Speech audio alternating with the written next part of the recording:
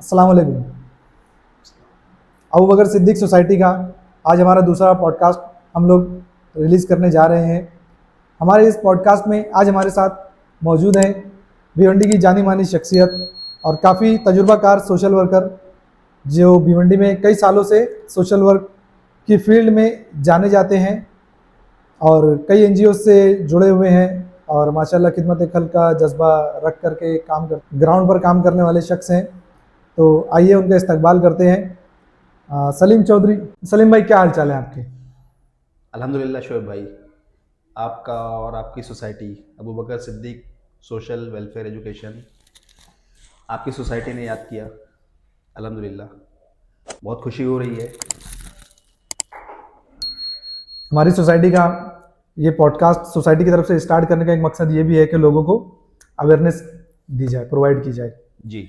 जैसे आजकल social media का ज़माना है और लोगों को फिजिकली मिलना जुलना, इतना एक जगह पर जमा होना इतना पॉसिबल नहीं होता है। तो इसलिए हम लोगों ने ये एक सिलसिला स्टार्ट किया हुआ है कि किसी भी फील्ड के जो एक्सपर्ट होते हैं उनको बुला करके उनके ज़रिए से ही उनकी बातें जो है वो पब्लिक तक डायरेक्टली पहुंचाई जाए और उनको अवेयरनेस जो है वो उन तक पहुंचाने का काम हमारी सोसाइटी की जानिब से किया जा रहा है। तो जैसे कि आप सोशल वर्क से काफ़ी जुड़े हुए हैं और अभी जो इस वक्त जो चल रहा है आरटीई का टाइम है, राइट टू एजुकेशन जो एक्ट है, जिसके अंतर्गत जो फ्री में एडमिशन जो बच्चों का किया जाता है। अब टू बी फ्रैंक मुझे इतनी आइडिया नहीं है इसके बारे में, तो आप जैसे कई सालों से इसके ऊपर काम जो कर रहे हैं, तो इसके बारे में थोड़ा सी हमारे व्यूवर्स को आप क्या बताना चाहेंगे? बहुत अच्छी बात कही आपने, बहुत अच्छा मुद्दा लिया है आज के करंट इश्यूज़ के हिसाब से। आरटीई जो अभी चल रहा है, राइट टू एजुकेशन के नाम से, ये असल में एक एक्ट बना था 2009 में। उस वक्त की जो ओके। हुकूमत थी, सरकार, उसने एक कानून पास किया था जी। पार्लियामेंट में कि मुल्क का कोई भी बच्चा तालीम से महरूम ना रहे अच्छा। और उसको बेसिक एजुकेशन 14 साल तक जो उसको मिलनी चाहिए वो लाजमी हो, उसे मिले, हासिल हो। तो पहली गालिबन 14 साल तक अगर बच्चा जा रहा है तो ये जो है मेरे ख्याल से कितना 10th तक होता है फ्री में, या 8वीं तक, अच्छा 8वीं जमात तक जो है वो बच्चे को? 8वीं तक हर बच्चे को लाजमी तालीम का हक होना चाहिए, कंपलसरी गवर्नमेंट ने किया था। ओके। और इसके लिए उन्होंने बहुत सारे norms, rules and regulations draft किए थे उस एक्ट में, आरटी एक्ट 2009, ये इस एक्ट का नाम है? ये इस एक्ट का नाम है। ओके। और उस एक्ट का अगर आप नोटिफिकेशन पढ़ेंगे, उसका मुताला करेंगे तफसील से, तो बहुत सारी चीज़ें उसमें आपको मिलेंगी। जी। उसमें सरकारों की जिम्मेदारियां तय की गई हैं, कानून नाफिज करने वाले अदारों की जिम्मेदारियां तय की गई हैं, टीचर्स की रिस्पॉन्सिबिलिटीज़ तय की गई है, और स्कूलें किस तरह कहाँ कहाँ होंगी, किस पैमाने पर होंगी, उसके बारे जी। में बहुत सारी हिदायत दी गई हैं। यानी कुल मिलाकर अगर कहा जाए तो ऐसा है कि कोई भी बच्चा तालीम से महरूम ना रहे, कंपलसरी हर बच्चे को तालीम दी जाए, ये उस एक्ट का लब्बे लुबाब है। तो इसके अंदर जैसे सिर्फ इलाकाई स्कूल जैसे जो सरकारी स्कूलें होती है वो तो ऑलरेडी है ना, जी। और बच्चे जो है जो गरीब तबके के जो बच्चे आते हैं जो बिलो लाइन ऑफ पॉवर्टी जो है, वो लोग वहां पर जा करके ऑलरेडी मतलब तालीम हासिल कर रहे हैं। तो फिर अलग से ये आरटीई का कानून ऐसे बना के ये ऐसा कोई ऐसा पॉलिटिकल स्टंट तो नहीं है, जी मतलब एक नहीं, नाम देकर ये सिर्फ? पॉलिटिकल स्टंट नहीं था। ये एक्ट जो है बहुत ही इनकलाबी कदम था उस वक्त की हुकूमत का, जी। जिसको लोग तफसील से मुताला नहीं कर रहे हैं। करना चाहिए उस एक्ट को। ओके। सरकारी स्कूलें चलती थी, मुल्क भर में थी, बिल हाँ, वही। और ये था कि बच्चे पढ़ते थे, नहीं भी पढ़ते थे, बहुत से बच्चे छूट जाते थे, तालीम हासिल नहीं कर पाते थे। हाँ, जैसे ऐसे भी बच्चे हमारे, जी जी, जैसे हमारे इलाके में, जैसे अभी जो हमारा जो शहर है और ऐसे जो टियर 2 सिटीज जो आती है, जैसे जो मेट्रोपॉलिटन सिटीज है उनको छोड़ करके जो बाकी जो इलाके है वहाँ पर सरकारी स्कूल का होना ना होना तकरीबन मेरे हिसाब से बराबर ही है। बराबर था। 2-4 स्कूल का सर्वे हम लोग ने भी बीच में किया हुआ था, जी। तो वहाँ पर मतलब इंफ्रास्ट्रक्चर के नाम पे मतलब क्या ही बोलना, भी मतलब उसको ऑनलाइन बयान भी नहीं किया जा सकता। ऐसी हालत है, तो बच्चे क्या ही वहाँ पर तालीम हासिल करेंगे? जैसा कि मैंने अभी कहा कि 2009 में जो कानून पास हुआ था, उसको जी। स्टडी करने की ज़रूरत है, मुताला करने की ज़रूरत है, जी। और करना भी चाहिए। उसको अगर तफसील से हम पढ़ेंगे तो गवर्नमेंट ने एजुकेशन को रेगुलराइज कर दिया था ओके। बहुत मुनज़्ज़म तरीके से। उसमें सबकी जिम्मेदारियां तय कर दी गई थी, जैसा मैंने अच्छा। पहले कहा। जी जी।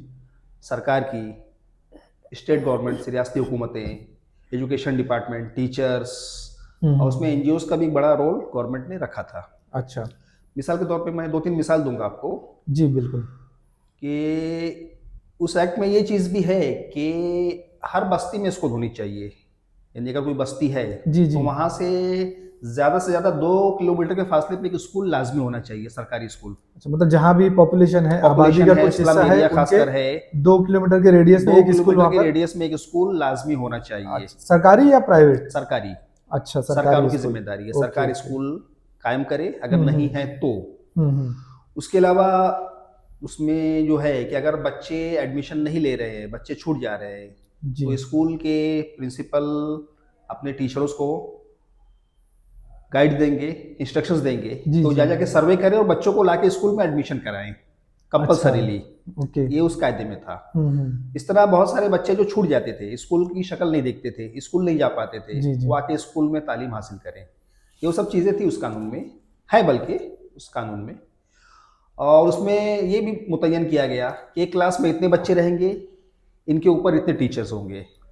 अच्छा, जिसको एक सेट ऑफ स्टूडेंट्स के ऊपर एक टीचर मतलब अपॉइंट किया गया था। हाँ, एक क्लास में 35 बच्चे होंगे, उस पे एक हम्म। टीचर होगा। ओके, जो कि आई 35 से डोंट ज़्यादा थिंक। बच्चे रहेंगे तो उसके लिए एक अलग डिवीजन बनेगा, एक अलग टीचर रखा जाएगा, यानी टीचरों को बढ़ाया जाएगा।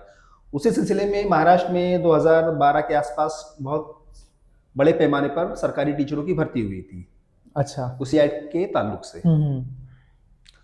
तो ये है कि बच्चे तालीम से महरूम ना रहें, जी उस बिल्कुल। ताल्लुक से वो एक्ट काफ़ी जो है असर उसका देखने में मिला है, हुआ। हुआ अल्हम्दुलिल्लाह। सलीम भाई, मैं ये बोल रहा था कि कदम तो जो सरकार ने उठाया आरटी एक्ट को लेकर, वो काफ़ी तारीफ के काबिल है, होना भी चाहिए।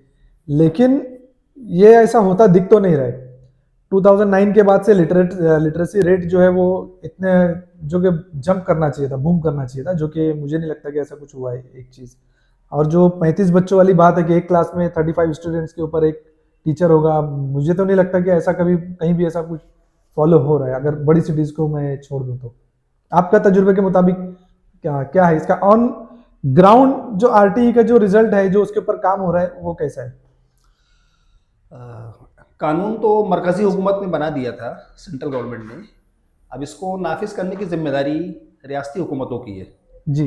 स्टेट्स के अंडर में एजुकेशन आता है, हर हम्म। स्टेट्स की जिम्मेदारी है। बिल्कुल। अब रियासती सरकारें जो है इस पर बहुत ज़्यादा तवज्जो नहीं दे रही हैं, स्टेट गवर्नमेंट्स। ऐसा। तालीम के नाम पे वो बजट तो हर साल पास करती है, लेकिन जितना उसका बजट होना चाहिए जी जी। उतना वो पास नहीं होता है। एजुकेशन पे जो बजट एक हुकूमत को देना चाहिए, स्टेट गवर्नमेंट को, इसमें बढ़ोतरी हो।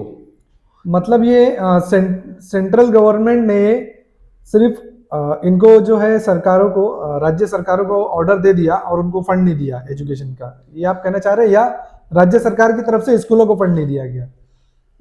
हर स्टेट गवर्नमेंट का अपना एक फंड होता है, बजट। जी बिल्कुल। वो अलग अलग मुद्दों पे उसको खर्च करते हैं। हम्म। एजुकेशन हो गया, हेल्थ हो गया, हाँ, वेलफेयर वगैरह पर। वेलफेयर जी, हो गया, इंफ्रास्ट्रक्चर। जी बिल्कुल। इंफ्रास्ट्रक्चर, अलग अलग चीज़ों पे। हाँ। तो एजुकेशन का जो बजट स्टेट्स का होता है, हम्म। इसमें बढ़ोतरी होनी चाहिए, इंक्रीज। ये रियासती हुकूमतें इसमें कर नहीं रही हैं। उसके अलावा इंफ्रास्ट्रक्चर इंप्रूवमेंट जो स्कूलों का है उस पर वो ध्यान नहीं दे रही हैं। स्टेट गवर्नमेंट ने एक काम किया है आरटी एक्ट के ताल्लुक से। जी। आरटी एक्ट में क्लॉज था, हम्म। एक नियम उसमें ये था कि भाई ठीक है, सरकारें स्कूलें बनाएंगी, बच्चों को एडमिशन देंगी, उसमें जी। तालीम बच्चे हासिल करें, हम्म। तकरीबन सभी बच्चे। एक उसमें नियम और हुकूमत ने बढ़ाया था कि गरीब बच्चे जो प्राइवेट इंग्लिश मीडियम स्कूलों में एडमिशन नहीं ले पाते हैं, ओके। वो वहाँ भी एडमिशन ले लें। उसका एक अच्छा। क्लॉज है, नियम है आरटी जी एक्ट जी। में। ऐसी स्कूलें जिन्हें सरकार से इमदाद नहीं मिलती है, फंड नहीं मिलता है, प्राइवेट स्कूल है जो, प्राइवेट स्कूल है नॉन जो सेल्फ ग्रांटेबल फंडेड या। है, हाँ। जो अपने खुद के खर्च से स्कूल चलाती जी है, जी। तो ऐसी स्कूलों की 25% सीट पर एडमिशन रियासती हुकूमतें देंगी, स्टेट गवर्नमेंट्स। 25%? 25% सीट्स पर। ओके। फॉर एग्जांपल जैसे कोई स्कूल है, हम्म। उसकी स्टैंडर्ड फर्स्ट में 100 सीटें हैं, हाँ। 100 बच्चों को हर साल एडमिशन देती है बराबर। पहली क्लास में। हम्म। तो 75 पर स्कूल एडमिशन देगी, ओके। 75 सीट्स पर, हम्म। और 25 पे गवर्नमेंट एडमिशन देगी।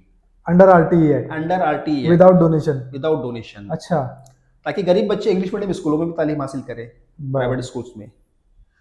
आप लोगों ने सुना होगा फॉर्म भरा जा रहा है ऑनलाइन आरटीई के बिल्कुल, अभी तहत, तो हाँ अपनी ये वही सोसाइटी की चीज़ है। तरफ से भी काम चालू है जी, जी, बिल्कुल। तो ऐसे स्कूलों में गरीब बच्चे भी जाके तालीम हासिल कर सकें। इस सिमत में रियासती हुकूमत ने काम किया है, जी, इसको लागू किया है, और वो तकरीबन हिंदुस्तान के हर स्टेट में ये हर चल रहा स्टेट है। में ये चल रहा है। और चूंकि हम महाराष्ट्र में हैं, महाराष्ट्र की बात करेंगे, बिल्कुल, बिल्कुल। तो महाराष्ट्र में बहुत अच्छे से 2010 से चल रहा है। महाराष्ट्र वैसे भी एजुकेशन के मामले में जी, काफी अच्छी महाराष्ट्र का पहल है जो यहाँ है पर। एजुकेशन का जो है ग्राफ जी, जी। बाकी स्टेट से हाँ, काफ़ी बेहतर काफी है। बेहतर है जी। केरला और महाराष्ट्र 2 स्टेट्स ऐसे हैं जो टॉप में आते हैं हाँ जी, बिल्कुल। केरला तो हिंदुस्तान लिटरेसी में एक नंबर पर है जी, बिल्कुल। तो सलीम भाई, कहीं ना कहीं मुझे ये एक ऐसी फीलिंग क्यों आ रही है कि जहाँ पर राज्य सरकारों को और सेंट्रल गवर्नमेंट को खुद के इंफ्रास्ट्रक्चर, जो उनकी जो सरकारी स्कूलें हैं, वहाँ पे काम करना चाहिए था। उसके लेवल को अगर वो लोग अपग्रेड करते, अगर वहाँ पर इंग्लिश में की तालीम या जो भी इलाकाई ज़ुबानें जो है उनकी तालीम अगर वहाँ पर दी जाती, तो इंस्टेड ऑफ जो 25% जो बच्चे पढ़ रहे हैं, वहाँ पर 100% बच्चों को वो लोग अपग्रेड कर सकते थे, उस लेवल की तालीम मुहैया करा सकते थे। लेकिन यहाँ पे ऐसा क्यों लग रहा है कि सरकारों ने अपना बर्डन जो है वो प्राइवेट स्कूलों के सर पे डाल दिया? ये क्यों, ऐसा क्यों फील आ रही है? जी, इसके ऊपर सिविल सोसाइटीज़ ने काफ़ी बहस की है, जी। काफ़ी आर्गूमेंट्स हुए हैं गवर्नमेंट से हम्म, कि भाई गरीब बच्चा प्राइवेट स्कूलों में एडमिशन के लिए क्यों धक्का खाए। बिल्कुल। सरकारी स्कूलों का इंफ्रास्ट्रक्चर उस तरह का तुम्हारे हो, सरकारी स्कूल किस लिए है? बिल्कुल। जैसे हमारे सामने दिल्ली की मिसाल दी जाती है। हाँ, दिल्ली गवर्नमेंट ने काफ़ी इम्प्रूवमेंट किया है सरकारी काफी स्कूलों ज्यादा, का, हाँ, बराबर। और वहाँ का जो रिजल्ट आ रहा है वो भी काफी वो, अच्छा है। उसके लिए तो हिंदुस्तान के अलावा दूसरे मुल्कों से भी उसके लिए अप्रिसिएशन कई डेलीगेशंस एप्रिसिएशन बराबर आ रहे हैं वहाँ पर, बिल्कुल। तो ये रियासती हुकूमतें चाहें तो इसको इम्प्रूवमेंट कर सकती हैं, लेकिन कैसा है कि विल पावर की कमी बोल सकते हो या पॉलिटिकल इशू बोल सकते हो। रियासती हुकूमतों को इस तालीम और हेल्थ से ज़्यादा अदर इंफ्रास्ट्रक्चर्स पे फोकस रहता है उनका, रोड हो गए, ब्रिज हो गए। हाँ, वो मतलब वो तो समझ में नहीं आता कौन से, एक टैक्सेशन का एक डिपार्टमेंट ऐसा है जो काफी अच्छा काम करता है हमारी सरकारों का। जी, बहरहाल इंफ्रास्ट्रक्चर पर भी ऐसा कुछ काम होता तो नजर नहीं आ रहा है। जहाँ पर टोल मिलता है वहाँ पे काम अच्छा हो रहा है। अब इसमें करप्शन का मामला भी बोल सकते हैं, जहाँ हुकूमतों को जहाँ करप्शन करने का मौका मिलता है तो उस पर ज़्यादा तवज्जो दी जाती है। हाँ, जहाँ पे कमाई है, मोटी कमाई जहाँ है, पे वहाँ पे कमाई है या जो मलाई वाला विभाग है उस पर ज़्यादा तवज्जो दी जाए, बिल्कुल, इस तरह के बिल्कुल। मामलात हाँ, हैं। बच्चों को पढ़ा लिखा के क्या ही करना है। हाँ, बच्चे बड़े बड़े पढ़ेंगे नेता, तो आज बड़े बड़े नेता हमारे माइक पर ऐसा फकरिया अंदाज में बोलते हैं, मैं स्कूल नहीं गया कभी। तो अब वो जो लोग उनको फॉलो करते हैं, जो उनको अपना नेता मान रहे हैं, वो क्या ही पढ़ेंगे, और सरकार को चाहिए भी ये। जी, तो सलीम भाई, ये जो आरटीई का जो स्टार्ट जो होता है, ये कितनी क्लास से, मतलब जैसे आपने बता दिया कि 8th स्टैंडर्ड तक तो उसकी लिमिट है कि वहां तक बच्चे को फ्री एजुकेशन मिलता है, लेकिन कहाँ से स्टार्ट होता है? जूनियर से, नर्सरी से, या जैसे आंगनवाड़ी वगैरह जो होती है वो भी इसके अंडर में आते हैं, कैसा है वो? प्राइवेट स्कूलों में जो फ्री एडमिशन होता है इंग्लिश जी। मीडियम के, हम्म। इसमें स्कूलों को आज़ादी दी गई है कि वो अपना एंट्री लेवल खुद डिसाइड करें। ऐसा। हाँ, इसमें उनको 3 ऑप्शन रहते हैं, हम्म। एक तो जूनियर केजी, एक सीनियर केजी और एक फर्स्ट स्टैंडर्ड। अच्छा, जिसको जहाँ से स्टार्ट करना है वहां से स्टार्ट करो। कुछ स्कूलों में प्री प्राइमरी भी चलते हैं, नर्सरी वगैरह, हम्म। तो वहाँ से भी स्टार्ट कर सकते हैं। लेकिन अगर वहां से स्टार्ट करें तो भी एंड 8th ही होता है या? 8 तक ही होता है। अच्छा। अब हम भिवंडी जैसे शहर में है, हम्म। तो यहाँ मैक्सिमम स्कूल से अपना एंट्री लेवल फर्स्ट दिया है गवर्नमेंट को कि हम भाई फर्स्ट स्टैंडर्ड से हम्म। इस एक्ट के तहत हम 25% सीट्स पर एडमिशन देंगे। हम्म। यहाँ जूनियर केजी की 2 स्कूलें हैं और करीब 28 स्कूलें फर्स्ट स्टैंडर्ड की हैं, जिनका एंट्री लेवल फर्स्ट है, जो आरटीई में फर्स्ट से एंट्री देती हैं अपने स्कूलों में। अच्छा, तो मतलब अपने शहर में जो है वो पहली जमात से ज्यादातर जो है वो आरटीई का स्टार्ट होता है जी, और उसके पहले बच्चा फीस दे के पढ़े। क्योंकि मैं ऐसा सोच रहा हूँ कि अभी जैसे मेरे बच्चे भी जो जाते हैं वो प्राइवेट स्कूलों में, वो इंग्लिश स्कूल से जो पढ़ रहे हैं वो लोग, है ना, तो एज कंपेयर टू एक नॉर्मल बच्चा जो इंग्लिश स्कूल में नहीं गया या सरकारी स्कूल में गया या कहीं गया ही नहीं, वो फर्स्ट स्टैंडर्ड में जब जाएगा तो as compare to that child, जो दूसरे जो बच्चे होते हैं जो केजी जूनियर से सीनियर से जो बच्चे होकर जा रहे हैं, वो तो काफ़ी स्मार्ट हो गए इन द सेंस काफी कुछ उनको आता है वहां तक पहुंचने के पहले ना, पोएम्स आ जाती है और अल्फाबेट्स वगैरह जो है, उसके अलावा काफी जो गिनती वगैरह जो है वो तो उनको ऑलरेडी आ जाती है। तो वो बच्चा फिर कैसे उनके साथ में कंपेयर कर पाएगा जब वो पहली जमात से एडमिशन डायरेक्ट लेगा तो। हाँ, ये इशू है बहरहाल कि अगर स्कूलें फर्स्ट स्टैंडर्ड से एंट्री दे रही हैं, एडमिशन ले रही हैं, जी। तो उसके पहले जो बच्चे का 2 साल है हाँ, उसमें क्या करेगा? क्या करेगा, बराबर। ये बहरहाल इस एक्ट में कुछ चीज़ें हैं। हम्म। अभी हुकूमत नई एजुकेशन पॉलिसी लॉन्च कर रही है, करने वाली है। करने वाली है, okay. NEP, new education policy. Okay. अब इसका जो इम्प्लीमेंटेशन धीरे धीरे हो रहा है, अभी कितने सालों में होगा ये तो हम बता नहीं सकते क्योंकि एक लंबा प्रोसेस है। इसमें स्टार्ट टू एंड पूरा गवर्नमेंट ने ड्राफ्ट बना लिया है किस तरह काम करना है। तो आगे चल के इसमें बहुत सारे चेंजेस होंगे, तो ये जो इश्यूज आ रहे हैं इसको शायद सॉर्ट आउट कुछ सालों में हो जाए। अच्छा, मतलब इस लेवल पे इस इशू के ऊपर government are working, already working. Okay. जो आंगनवाड़ी जो होती है, जैसे उसमें भी तो वैसे ही कुछ होता है ना, टीचर्स आते हैं बच्चे लोग को ले लेके जाते हैं पढ़ाने के लिए, वो सब वो बंद हो गया कि अभी भी चल रहा है क्या? आंगनवाड़ी चल रही है। आंगनवाड़ी जो है एक बेसिक सेंट्रल गवर्नमेंट का अंडर में चलती है। अच्छा, वो सेंट्रल गवर्नमेंट के अंडर में आती है, बहुत बड़ा direct? अदारा है। ओके। उसको स्टेट्स गवर्नमेंट ही रन करती है, लेकिन सेंट्रल गवर्नमेंट के थ्रू है वो आंगनवाड़ियाँ। ये असल में कुपोषण जो बोला जाता है, हिंदी का शब्द है, इंग्लिश में हम लोग माल न्यूट्रिशन बोलते हैं। हाँ हाँ, बराबर। उसके ताल्लुक से था। एक वक्त था हिंदुस्तान में माल नरिशमेंट की वजह से बच्चों की बहुत बहुत ज्यादा होती थी, काफी ज्यादा होती थी, बराबर। हाँ, तो उस वक्त की हुकूमत जो थी उसने आंगनवाड़ी का कॉन्सेप्ट लॉन्च किया था। इसमें जो गरीब घर के बच्चे हैं वो आंगनवाड़ी में जाएं और स्कूल एडमिशन से पहले आंगनवाड़ी में वो सीखें, तालीम हासिल करें, बेसिक तालीम, खेल कूद या जो भी प्री नर्सरी बोल सकते हैं, प्री प्राइमरी एजुकेशन जो है जी जी, वहाँ पर वो हासिल करें आंगनवाड़ी में। और उनको एक वक्त का खाना भी दिया जाता है, दिया जाता है। ओके। क्या रहता है वो खाने में एग्जैक्टली? खाने में आमतौर पे जो है प्रोटीन युक्त खाना सरकार देती है। उसमें आमतौर पे खिचड़ी दी जाती है या जी जी, इस तरह की चीजें जो है, जो पौष्टिक आहार जो बोला जाता है। बहुत की खिचड़ी खा के तो आदमी सुपरमैन बन जाता है वो ये डिसाइड कौन करता है कि क्या खाने में क्या देना है? ये प्राइवेट एजेंसीज होती है या जो एरिया के कुछ जिसको भी कॉन्ट्रैक्ट वगैरह जिनको दिया जाता है वो करते हैं, या गवर्नमेंट बॉडी डिसाइड करती है। अच्छा। हफ्ते में 7 दिन का अलग अलग मेन्यू रहता है। इनका एक अदारा है स्टेट गवर्नमेंट का, ओके, और सेंट्रल गवर्नमेंट का, दोनों के टच से वो चलता है, दोनों के कोलैबोरेशन से। अच्छा। उसको बोला जाता है ICDS, integrated child development. Okay okay. उसके तहत वो सारा काम होता है।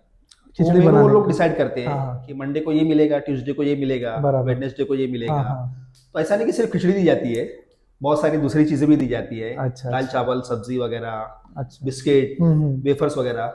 चलो, तो बच्चों को न्यूट्रिशियस, हाँ, कुछ नहीं होने से कुछ होना ज्यादा बेहतर हो, होता है। ऐसा है जी, बिल्कुल। अच्छा, तो मतलब बच्चे जो स्टार्ट होते हैं, अच्छा, वहाँ पर कुछ बच्चों को टीकाकरण वगैरह भी जो है वो सब गवर्नमेंट की तरफ से दिया जाता है ना? असल में बात बहुत लंबी हो जाएगी।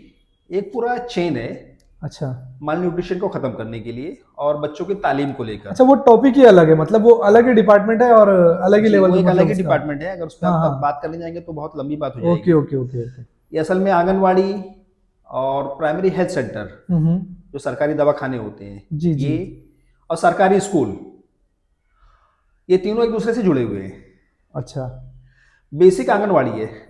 आंगनवाड़ी सेविका जो होती है, जो आंगनवाड़ी चलाती है, जी जी, उनका काम है कि अपने एरिया के बच्चों को ढूंढ ढूंढ के उनका नाम अपनी तरह रजिस्टर करें, गरीब बच्चे, उनका रजिस्ट्रेशन कराएं, बिल्कुल। उनको प्री प्राइमरी एजुकेशन प्रोवाइड करें, खाने के साथ, जो उनको ICDS से प्रोवाइड होता है, बिल्कुल। फिर ऐसी औरतें जो हामिला हैं, प्रेग्नेंट हैं, बिल्कुल, उनका नाम लिखें, और हेल्थ सेंटर की जो आशा वर्कर होती है, प्राइमरी हेल्थ सेंटर की, उनसे संपर्क में रहें, उनका नाम हेल्थ सेंटर में लिखवाएं, प्रेग्नेंट औरतों का, और प्रेग्नेंट औरतों को भी खाना मिले आंगनवाड़ी से। अच्छा, तो जो रजिस्ट्रेशन, जैसे जो प्रेग्नेंट लेडीज जो होती है उनका रजिस्ट्रेशन वहाँ पर हो गया, तो उनको खाना दिया जाता है, और उनको जो जो मेडिसिन वगैरह जो उनको लगती है, मल्टीविटामिन और दूसरी चीज़ें, वो सब भी आंगनवाड़ी की तरफ से देना चाहिए, मिलती हैं, या सिर्फ उनको भी खिचड़ी खिलाते हैं? मैंने अभी बताया कि ये तीनों का जो है, हाँ, कोलैबोरेशन से काम होता है। जी, आंगनवाड़ी, हेल्थ सेंटर और सरकारी स्कूल है। हाँ। आंगनवाड़ी जो है लिंक है, गरीब घर की औरतें, उनके बच्चे, हेल्थ सेंटर और सरकारी स्कूल के बीच में। बराबर। इसका काम है अपने एरिया में तफ्तीश करे हम्म। कि कौन औरत प्रेग्नेंट है, उसका नाम वो आंगनवाड़ी सेविका आशा वर्कर के थ्रू हेल्थ सेंटर में लिखवाएगी। अच्छा। और जब तक वो प्रेग्नेंट लेडी डिलीवरी जब तक नहीं होती है, बिल्कुल। उसको आंगनवाड़ी से खाना भी दिया जाएगा। हम्म। इवन डिलीवरी के बाद भी उसको 6 महीने खाना दिया जाएगा। अच्छा। 6 महीने तक बच्चा दूध पीता है। बिल्कुल। बच्चे को दूध पिलाने के लिए औरत को हेल्थी यानी स्वस्थ होना जरूरी है, ताकत, हेल्थ की, इसलिए वो हाँ आंगनवाड़ी बिल्कुल। से वो फंक्शन चलता है, उनको खाना बिल्कुल। 6 महीने मिलेगा औरत को। हम्म। उसके अलावा जो दवाइयाँ औरतों को लगती है उस पीरियड में, प्रेगनेंसी के पीरियड में हाँ। कमजोरी होती है, बिल्कुल। आयरन हाँ। की, कैल्शियम की गोलियाँ, हाँ। वह हेल्थ सेंटर के जरिए आंगनवाड़ी सेविका प्रोवाइड करेगी free of cost. Free of cost. Okay, करना चाहिए मतलब। होता है। अच्छा, ये प्रॉपर इम्प्लीमेंटेशन नहीं हो रहा है, इस हाँ। पे बात हो सकती है, चर्चा हो सकती है। हाँ, वो हो किस रहा तरह नहीं है, होना चाहिए होना चाहिए। As per rule. एज ये पर रूल ये चीज है। बिल्कुल। उनको आयरन कैल्शियम की गोली मिलेगी हम्म। आंगनवाड़ी से, पूरी ओके। देखभाल होगी। इन केस कोई इमरजेंसी आएगी तो आंगनवाड़ी सेविका आशा वर्कर को कॉल करेगी, हम्म। हेल्थ सेंटर के थ्रू उसको रिफर किया जाएगा सरकारी अस्पतालों में। ओके। एम्बुलेंस वगैरह की सर्विस एम्बुलेंस भी वगैरह, हाँ। आंगनवाड़ी और आशा वर्कर की जिम्मेदारी है ओके। किसी इमरजेंसी केस में। हम्म। इवन ये है कि पहली डिलीवरी पे हम्म। आंगनवाड़ी और आशा वर्कर अगर हेल्थ सेंटर में उसका नाम लिखवाते हैं औरत का, जी। प्रेग्नेंट औरत का, तो पहली डिलीवरी पे सरकार 5,000 रुपये भी देती है। डिलीवरी होने के बाद? डिलीवरी होने से पहले और बाद मिला के किस्तों में अच्छा। 1,000, 2,000 इस तरह करके 5,000 बच्चे को टीका लगने तक। हाँ। बच्चा जब तक 6 महीने का नहीं होता है, 6 महीने तक बहुत सारे टीके उसको लगते हैं। बिल्कुल। हाँ। तो इस तरह वो उस पीरियड में औरत का प्रेगनेंसी शुरू हुई, चौथे पांचवें महीने से हाँ। उसका नाम लिख गया, और 6 महीने का जब तक बच्चा हो जाता है डिलीवरी के बाद, तो ये जो पूरा पीरियड है 8-9 हाँ। महीने का, 10 हाँ। महीने का, हम्म। इस पूरे पीरियड में उसको टप्पेवारी 5,000 रुपये मिलते हैं, उसके अकाउंट में आते हैं। और लड़की अगर होती है तो उसके कुछ अलग से भी? नहीं, लड़की हो या लड़का, पहली डिलीवरी पे अच्छा। 5,000 फिक्स है, मतलब फिक्स ये है, ये होगा। दी जाती है। अच्छा। तो हाँ सलीम भाई, जैसे कि बात थोड़ा सी आंगनवाड़ी के ऊपर थोड़ी सी चल गई, तो हम लोग आरटीई के बारे में बात कर रहे थे। जी। तो अभी जैसे आरटीई का जो सीजन चल रहा है ना, कई जगहों पर इसका फॉर्म भी फिल किया जा रहा है। हाँ। थोड़ा सा मैं चाहता हूं कि हमारे व्यूवर्स को आप ये बताएं कि आरटीई के अंडर में अभी कौन सी स्कूलें हैं और उसका एडमिशन के लिए उसका प्रोसेस क्या है, प्री रिक्विसाइट के तौर पर उनके पास क्या डॉक्यूमेंट्स अवेलेबल होना चाहिए, उसके अलावा ये कहाँ कहाँ पर होता है, जैसे ऑल ओवर इंडिया एक साथ होता है या हम लोग let's focus on our city only, कि जैसे भिवंडी में अभी कौन कौन सी स्कूलें हैं इस वक्त, कहाँ कहाँ पर आरटीई का फॉर्म फिल करने का काम हो रहा है और इसका प्रोसेस वगैरह, थोड़ा सा इस पर आप रोशनी डालें तो हमारे व्यूअर्स को अंदाजा होगा। आरटीई के ताल्लुक से मैं जो आपने बात कही है, इस पर मैं कुछ कहने से पहले अपनी थोड़ी बात रख दूं। आरटीई एक्ट जो बना है जी। इसमें प्राइवेट स्कूलों को शामिल किया गया है कि वो अपनी 25% सीट गरीब बच्चों को ही बिल्कुल देंगे, बिल्कुल। लेकिन उसमें कुछ कमियां महसूस होती है। हम्म। इनमें ऐसी स्कूलों को शामिल किया गया है जो टोटल सेल्फ फंडेड है। तो दैट इज द मोटो ना, कि जो जिनको सरकार की तरफ से ग्रांट नहीं मिलती है ऐसी स्कूलों को ही तो ऐड करना है ना उसमें। इसमें माइनॉरिटी की स्कूलें छूट जाती हैं जो कि सेल्फ फंडेड हैं,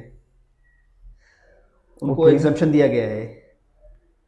जिन और स्कूलों को माइनॉरिटी का स्टेटस है, जैसे मदरसा हो गया या प्राइवेट स्कूल है इंग्लिश मीडियम की, जिनको हाँ। माइनॉरिटी स्टेटस मिल गया है, Okay. चाहे वो मुस्लिम स्टेटस हो या क्रिश्चियन कोई भी स्टेटस हो minority, हाँ, या बराबर। जैन स्टेटस हो या सिख स्टेटस हो, तो ऐसी स्कूलें एग्जम्प्ट हो गई हैं।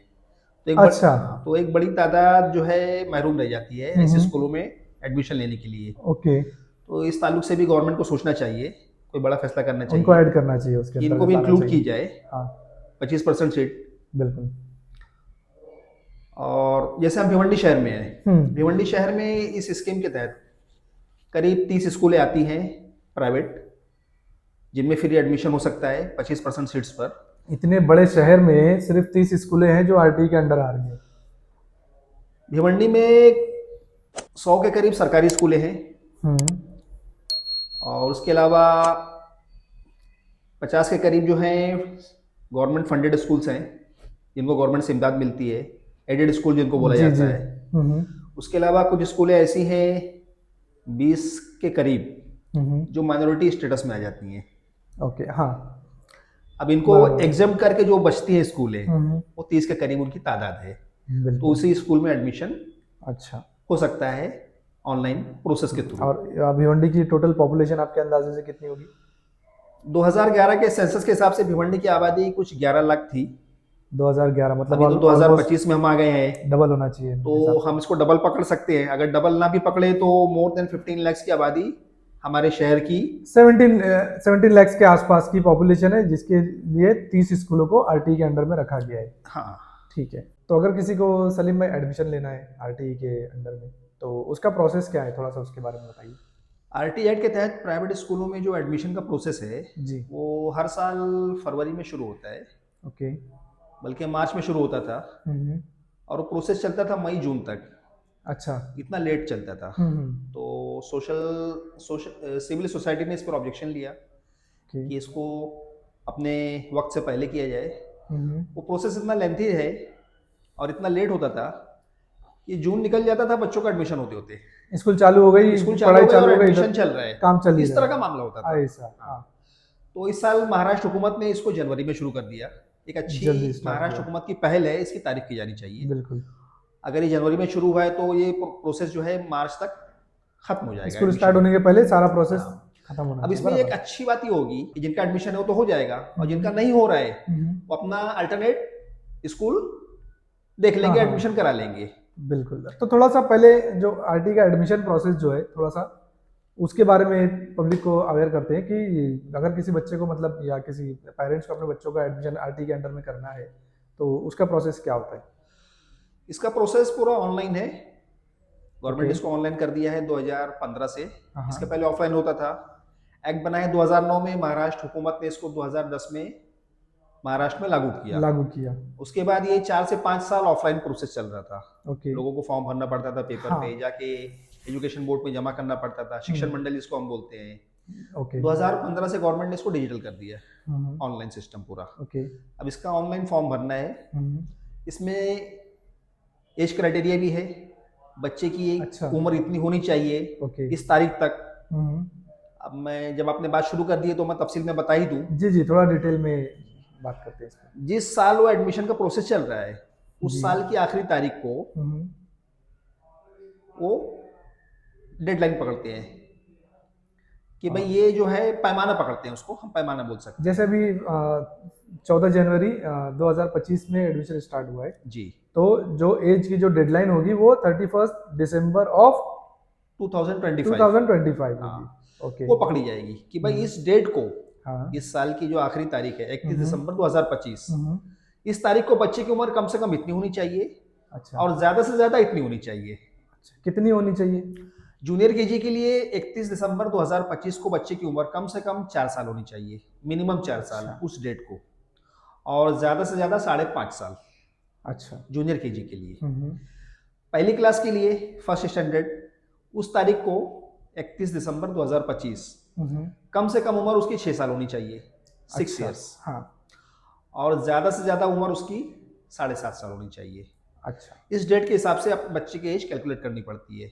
हम्म। एडमिशन फॉर्म भरने से पहले online date of birth check करना पड़ता है कि बच्चा उस कंडीशन में बैठ रहा है कि नहीं बैठ रहा है। सबसे पहले तो हाँ बर्थ सर्टिफिकेट जी, के हिसाब से एज लिमिट जो है वो कैलकुलेट criteria करना पड़ता है। कैलकुलेट करना पड़ता है। 31 दिसंबर को बच्चे की उम्र अगर 3 साल 11 महीने 29 दिन है हम्म।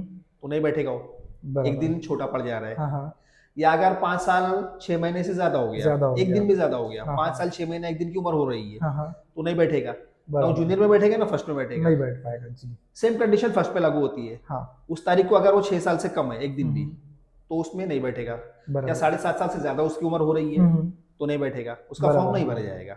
ओके। वो सिस्टम में फिट किया हुआ है। वो डेट ऑफ बर्थ अगर हम डालते हैं कम ज्यादा वाली हाँ, हाँ। या कम या ज्यादा वाली, तो सिस्टम खुद ही बता देगा कि आपका बच्चा इस स्कीम में नहीं बैठ रहा है, इस साइड के तहत जो एडमिशन हो रहा है उसमें एप्लीकेबल नहीं है, एप्लीकेबल नहीं है बच्चा, और वो फॉर्म वहीं पे रिजेक्ट हो वहीं जाएगा, पे बात ही खत्म हो वो जाएगी। फॉर्म आगे बढ़ेगा ही नहीं, आगे ही नहीं उस जा फॉर्म को पाएगा। नहीं भरा जा सकता। ओके।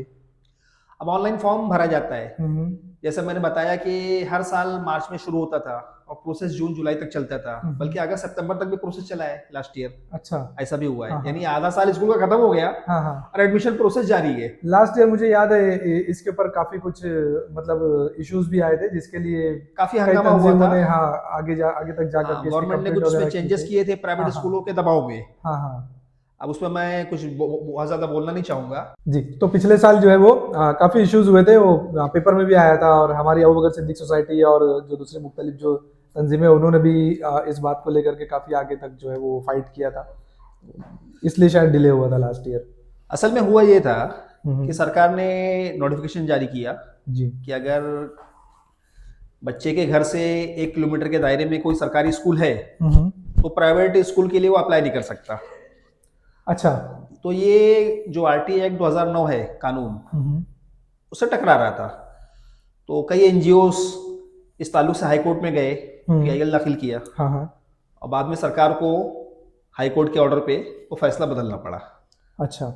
जो पहले प्रोसेस चल रहा था कि भाई कोई भी कहीं का भी हो, घर से कितनी भी दूर पे स्कूल हाँ हो, हाँ। प्राइवेट स्कूल, सरकारी स्कूल घर के करीब हो या ना हो, प्राइवेट स्कूल के लिए वो अप्लाई कर सकता है। तो जाके वो प्रोसेस लास्ट ईयर नॉर्मलाइज हुआ था, और इस वजह से वो प्रोसेस काफी लेट भी चला था, सितंबर अक्टूबर तक। ओके। इस साल काफी एनजीओ ने डिमांड की थी गवर्नमेंट से कि जो प्रोसेस आप मार्च में स्टार्ट करते हैं, एडमिशन होते होते जून चले जाता है, जुलाई चले जाता है, बराबर। तो इसको आप जल्दी कीजिए। हाँ। तो महाराष्ट्र हुकूमत ने इस साल प्रोसेस जो है जनवरी में ही शुरू कर दिया है। ओके। और ऑनलाइन फॉर्म भरने का जो प्रोग्राम है गवर्नमेंट का, जो प्रोसेस है, वो 14 जनवरी से स्टार्ट हो गया है। बिल्कुल। हाँ। और इसकी आखिरी डेट गवर्नमेंट ने 27 जनवरी दी है। 27 जनवरी ये एक्सटेंड भी होगी एक हफ्ते के लिए, हर साल होती है, गवर्नमेंट एक्सटेंड करेगी इसको। एक्सटेंड होती है ये। अब इसको हम पकड़ के चल सकते हैं कि 5 फरवरी तक फॉर्म भरा जाएगा। लेकिन ऑफिशियली जो है वो अगर किसी को करना है, एडमिशन करना है, तो 27 जनवरी के पहले करें। फिलहाल 27 जनवरी उसकी लास्ट डेट है। हम इसको ये ना समझे कि आगे एक्सटेंड ही होगा।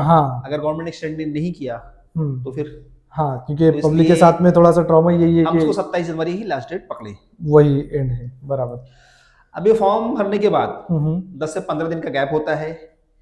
उसके बाद गवर्नमेंट लॉटरी निकालती है। अब लॉटरी क्यों निकलती है, इस पे मैं थोड़ी बात कर लूं। प्राइवेट स्कूलों की सीट्स लिमिटेड होती है। बिल्कुल। किसी स्कूल में 100 सीट है, किसी स्कूल में 50 सीट है, बराबर, किसी स्कूल में 40 सीट है। अब इसका 25% ही गवर्नमेंट डिजर्व करती है एडमिशन देने के लिए। बिल्कुल। अगर हम 100 सीट भी पकड़े किसी स्कूल की, तो 25% यानी 25 सीट हुई। बराबर। अब उस स्कूल की 25 सीट पे ही गवर्नमेंट एडमिशन देगी गरीब बच्चों को इस एक्ट के तहत, जो ऑनलाइन फॉर्म भरा जाएगा। अब उस 25 सीट के लिए हो सकता है 500 एप्लीकेशन हो, ज्यादा एप्लीकेशन है, ऑब्वियसली आएगी ना। हाँ, एप्लीकेशंस बहुत ज्यादा होंगे। बिल्कुल बिल्कुल। और ये हर साल होता भी होगा, हर साल होता ही है, क्योंकि अवेयरनेस काफी फैल चुकी है। अवेयरनेस फैल चुकी है। मैं बोलता हूँ अगर 15-18 लाख की आबादी के शहर में आप 30 स्कूलें अगर आरटी के अंडर में आएगी तो ऑब्वियसली वो होगा। हाँ, तो ये भी है कि बहुत गिनी चुनी स्कूलें हैं, गिनी चुनी सीट्स हैं। हाँ, तो उस पे एप्लीकेशन बहुत ज्यादा ही होंगे। अब हम मिसाल के तौर पे लेते हैं कि एक स्कूल है, उसकी 100 सीट है, बराबर, 25 सीट पे गवर्नमेंट एडमिशन देगी ऑनलाइन प्रोसेस के थ्रू, और एप्लीकेशन हुई 500। बिल्कुल। अब 500 को तो एडमिशन मिलेगा नहीं मिलेगा 25 को ही। बिल्कुल। तो इसके लिए लॉटरी का प्रोसेस होता है। हाँ, और ये लॉटरी का प्रोसेस डिस्ट्रिक्ट लेवल पे होता है। महाराष्ट्र के हर डिस्ट्रिक्ट में एक ही दिन एक ही वक्त में लॉटरी होती है। स्टेट का जो एजुकेशन ऑफिसर होता है, I beg your pardon, district का जो एजुकेशन ऑफिसर होता है, तालीमी ऑफिसर, वो लॉटरी निकालता है डिजिटल तरीके से। इसमें पेरेंट्स भी जा सकते हैं लॉटरी के प्रोसेस में। डिस्ट्रिक्ट हेडक्वार्टर में होता है, सबके सामने होता है, बटन दबाया जाता है, और फिर इस लॉटरी के थ्रू जितनी भी सीटें हैं उतने नाम बच्चों के निकल जाते हैं। अच्छा। एक ट्रांसपेरेंट प्रोसेस है, इसमें कोई करप्शन नहीं होता है। बहुत सारी अफवाहें फैलती है कि भाई इसमें सेटिंग होती है, लेन देन करके भी लॉटरी में नाम बच्चों का निकलवा लेते हैं लोग, लेकिन ये सब अफवाह है। ऐसा कुछ नहीं होता है। सारी चीजें डिजिटल है, ऑनलाइन होती हैं, इसमें करप्शन का कोई मामला बहरहाल नहीं है। अच्छा। अब उन 25 बच्चों का नाम निकला लॉटरी में, तो उनको अपने डॉक्यूमेंट्स लेके अपने लोकल एजुकेशन डिपार्टमेंट में, गवर्नमेंट के, जैसे भी भिवंडी शहर में हम लोग हैं, तो यहाँ पे शिक्षण मंडल है, एजुकेशन डिपार्टमेंट। कहाँ पे है ये मंडई पे पत्थर स्कूल जो बोली जाती है, लाइब्रेरी के पीछे पत्थर स्कूल के नाम से मशहूर है। वहाँ पे भिवंडी प्राइमरी एजुकेशन डिपार्टमेंट है, म्यूनिसिपैलिटी का, म्यूनिसिपल कॉर्पोरेशन का शिक्षण मंडल। मतलब वहाँ पे जो कर्मचारी जो ऑफिसर्स है, वो ऑफिसर्स वहाँ पे है। हर तालुके में, हर शहर में एक एजुकेशन ऑफिसर होता है, उसको हम्म। एओ बोला जाता है, एडमिनिस्ट्रेटिव ऑफिसर, शिक्षण अधिकारी या प्रशासनाधिकारी मराठी में बोलते हैं उसको हम। ओके। तो अपना एक नुमाइंदा वहां पे बैठाया रहता है। एक पीरियड गवर्नमेंट देती है लॉटरी निकलने के बाद कि भाई इस 10 दिन में आपको अपने डॉक्यूमेंट्स वेरिफिकेशन कराने हैं। ओके। तो पेरेंट्स को बच्चे के डॉक्यूमेंट्स, जैसे उनका बर्थ सर्टिफिकेट हो गया बच्चे का, पेरेंट्स को अपना एड्रेस प्रूफ, इनकम सर्टिफिकेट वगैरह जो भी है वो लेकर वहां जाना पड़ता है, डॉक्यूमेंट्स वेरिफिकेशन कराना पड़ता है। वहां से डॉक्यूमेंट्स वेरीफाई होते हैं, स्टैम्प्ड होते हैं, उस पर स्टैम्पिंग किया जाता है। फिर वो डॉक्यूमेंट्स लेके स्कूलों में जाना रहता है और स्कूल वो एडमिशन देती है। जैसे सलीम भाई, आई थिंक थोड़ा सा हम लोग यहाँ पर जो लिंक है वो थोड़ा सा ब्रेक हो गई। तो जैसे हम लोग जो एडमिशन प्रोसेस के बारे में बात कर रहे थे जी, अभी एज क्राइटेरिया हो गया, अभी जो बच्चे उस एज क्राइटेरिया में बैठ रहे हैं उनका पेरेंट्स को क्या करना चाहिए एडमिशन कराने के लिए, उसका जो स्टेप बाय स्टेप प्रोसेस है वो क्या है? सबसे पहले तो बच्चे का बर्थ सर्टिफिकेट होना चाहिए। हम्म। बच्चे का बर्थ सर्टिफिकेट कंपलसरी है। अगर बच्चे का बर्थ सर्टिफिकेट नहीं है तो भी हाँ। एडमिशन हो सकता है। एक बात ओके। याद रखिए, शुरू में हमारी बात आरटी एक्ट को लेकर हुई थी, बराबर। 2009। हाँ हाँ। उसमें बहुत सारे प्रोविजंस है, मैंने कहा कि उसको पढ़ना चाहिए, स्टडी बिल्कुल। करना हाँ चाहिए। हाँ, अवेयरनेस के लिए। कोई बच्चा तालीम से महरूम ना रहे, एक उस बराबर। एक्ट में क्लियर कट लिखा मेंशन हुआ है। हाँ हाँ। अगर किसी बच्चे का बर्थ सर्टिफिकेट नहीं है तो उस वजह से वो तालीम से महरूम नहीं रह सकता। नहीं रह सकता। जी, तो फिर कैसे वो एज क्राइटेरिया कैसे मैच होगा उसका? उसमें जो प्रोविजन है कि अगर माँ बाप प्लेन पेपर भी लिख कर देते हैं कि मेरे बच्चे का नाम ये है, इसका डेट ऑफ बर्थ ये है, इसकी पैदाइश यहाँ पर हुई है, तो भी स्कूलों को एक्सेप्ट करना है। अच्छा। चाहे वो सरकारी स्कूल हो चाहे प्राइवेट स्कूल हो, ओके। चाहे वो ऑनलाइन एडमिशन प्रोसेस में जा रहा है या ऑफलाइन जा रहा ऑफलाइन जा है, रहा किसी भी तरीके से ये स्कूल इस चीज को नकार नहीं सकते। अच्छा। ये बहुत बड़ी इंफॉर्मेशन है, ये लोगों तक पहुंचनी चाहिए। बिल्कुल। पेरेंट्स घबराए हुए रहते हैं कि बच्चे का बर्थ सर्टिफिकेट नहीं बना, स्कूलों में दाखिला कैसे होगा। हाँ, लेकिन बराबर। एक चीज मैं सबको कहना चाहूंगा, अगर बच्चे का बर्थ सर्टिफिकेट नहीं है तो आरटी एक्ट 2009 के तहत स्कूल बच्चे का दाखिला लेने से इनकार नहीं कर सकते। ये मैं तमाम लोगों को मैसेज देना चाहता हूँ। ठीक है। तो चलो, अगर बच्चे का बर्थ सर्टिफिकेट नहीं है, आप बता रहे हो कि माँ बाप जो सादे पेपर पे लिख के भी देंगे तो वो हो जाएगा, तो ये ऑनलाइन जो प्रोसेस होता है एडमिशन का, उसमें वो क्या सादे पेपर का या किसी लिख करके उसको स्कैन करके अटैच करना होता है या कैसे, वो प्लेज कैसे होता है? आरटी एक्ट के तहत अगर माँ बाप प्लेन पेपर पे लिख के दे देते हैं, बराबर। मेरे बच्चे का नाम ये है, इसका तारीख पैदाइश ये है, सो एंड सो, और जो भी हमने दिया है जानकारी पूरी सही है, इसके जिम्मेदार हम हैं। कभी ये गलत मालूमात निकली ओके तो इसके जिम्मेदार हम हैं। ओके। तो इस चीज को स्कूलों को एक्सेप्ट करना है। लेकिन ये लिख के देंगे कैसे? मेरा क्वेश्चन ये है कि अभी जैसे अभी अपने ऑफिस में इसका एडमिशन का जो काम चालू है, या बहुत सारी एनजीओ जो है वो अपने अपने तरीके से काम कर रही है ना, बहुत पॉलिटिकल लीडर्स भी है जो आजकल इस फील्ड में उतरे हुए हैं, वो लोग भी काम कर रहे हैं। तो उनके ऑफिस पे कोई जाए, अपने ऑफिस पे कोई आए, या ऑनलाइन फॉर्म फिल करने के लिए कहीं भी जाए, तो वहां पे तो जैसे आप बता रहे हो कि जो डेट ऑफ बर्थ है वो जो पेरेंट्स जो बता रहे हैं वो हम लोग ऐड कर दिए, तो वो प्रोसेस हो जाएगा आगे। At the time of admission अगर बच्चे का नाम आता है तो जाके माँ बाप को जो है वो सबमिट करना रहता है क्या डॉक्यूमेंट, ऐसा कुछ है कि क्या प्रोसेस है उसका? रिक्वायर्ड डॉक्यूमेंट्स बर्थ सर्टिफिकेट है, ओके। वो लगता है। अगर वो नहीं है, माँ बाप लिख के प्लेन पेपर पे दे रहे हैं तो भी चलेगा। ओके। उसके अलावा पेरेंट्स का एड्रेस प्रूफ होना चाहिए, बाप का या माँ का। अगर क्या क्या डॉक्यूमेंट रिक्वायरमेंट है उसके लिए? उसमें गवर्नमेंट ने बहुत सारे ऑप्शंस दिए हैं। ड्राइविंग लाइसेंस हो गया, बाप का। इलेक्ट्रिसिटी बिल हो गया, पावर बिल, इलेक्शन कार्ड हो गया, ओके। राशन कार्ड हो गया, ओके। आधार कार्ड है अगर बाप का, उसका एड्रेस भिवंडी का है या जहाँ का भी है लोकल, तो एक्सेप्टेबल है। ओके। दूसरा डॉक्यूमेंट ये हो गया, एक तो बर्थ सर्टिफिकेट बच्चे अगर का, नहीं है और तो भी प्लेन पेपर में डिक्लेरेशन माँ बाप का, वो भी एक्सेप्टेबल है। दूसरा डॉक्यूमेंट एड्रेस प्रूफ गार्जियन का। गार्जियन में अगर बाप है तो ठीक है, बाप नहीं है तो माँ का भी चलेगा। हाँ। माँ बाप दोनों नहीं है तो जो पाल रहा है पालक गार्जियन, उसका। तीसरी चीज, जैसे ये गरीब लोगों के लिए प्राइवेट स्कूलों में जो एडमिशन दी जाती है गरीब लोगों के लिए, तो गवर्नमेंट ने उसका क्राइटेरिया मुकर्रर किया है कि भाई आपको शो करना है कि मेरी सालाना इनकम 1 लाख से कम है। तो ये कैसे इनकम सर्टिफिकेट बना के? उसके लिए इनकम सर्टिफिकेट आपको बनाना पड़ेगा। ये फॉर्म भरने से पहले आपको बना लेना है। बहुत से लोग क्या करते हैं, फॉर्म भर देते हैं और जब लॉटरी में नाम आता है तो इनकम सर्टिफिकेट बनाते हैं। तो ये जो है एक्सेप्टेबल नहीं है।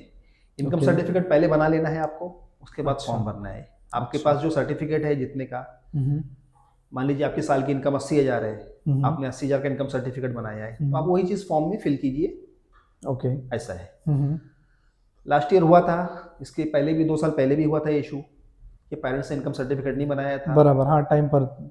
उन्होंने फॉर्म में फिल मेंशन कर दिया था कि हमारी सालाना इनकम 80,000 90,000 है, हम्म, 1 लाख के अंदर जो क्राइटेरिया है हाँ उसमें हाँ। हम आते हैं।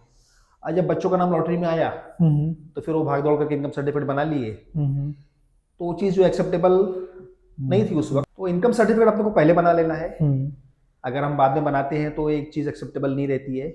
आपकी फॉर्म फिलअप करने की डेट और इनकम सर्टिफिकेट बनने की डेट वो मैच होती है।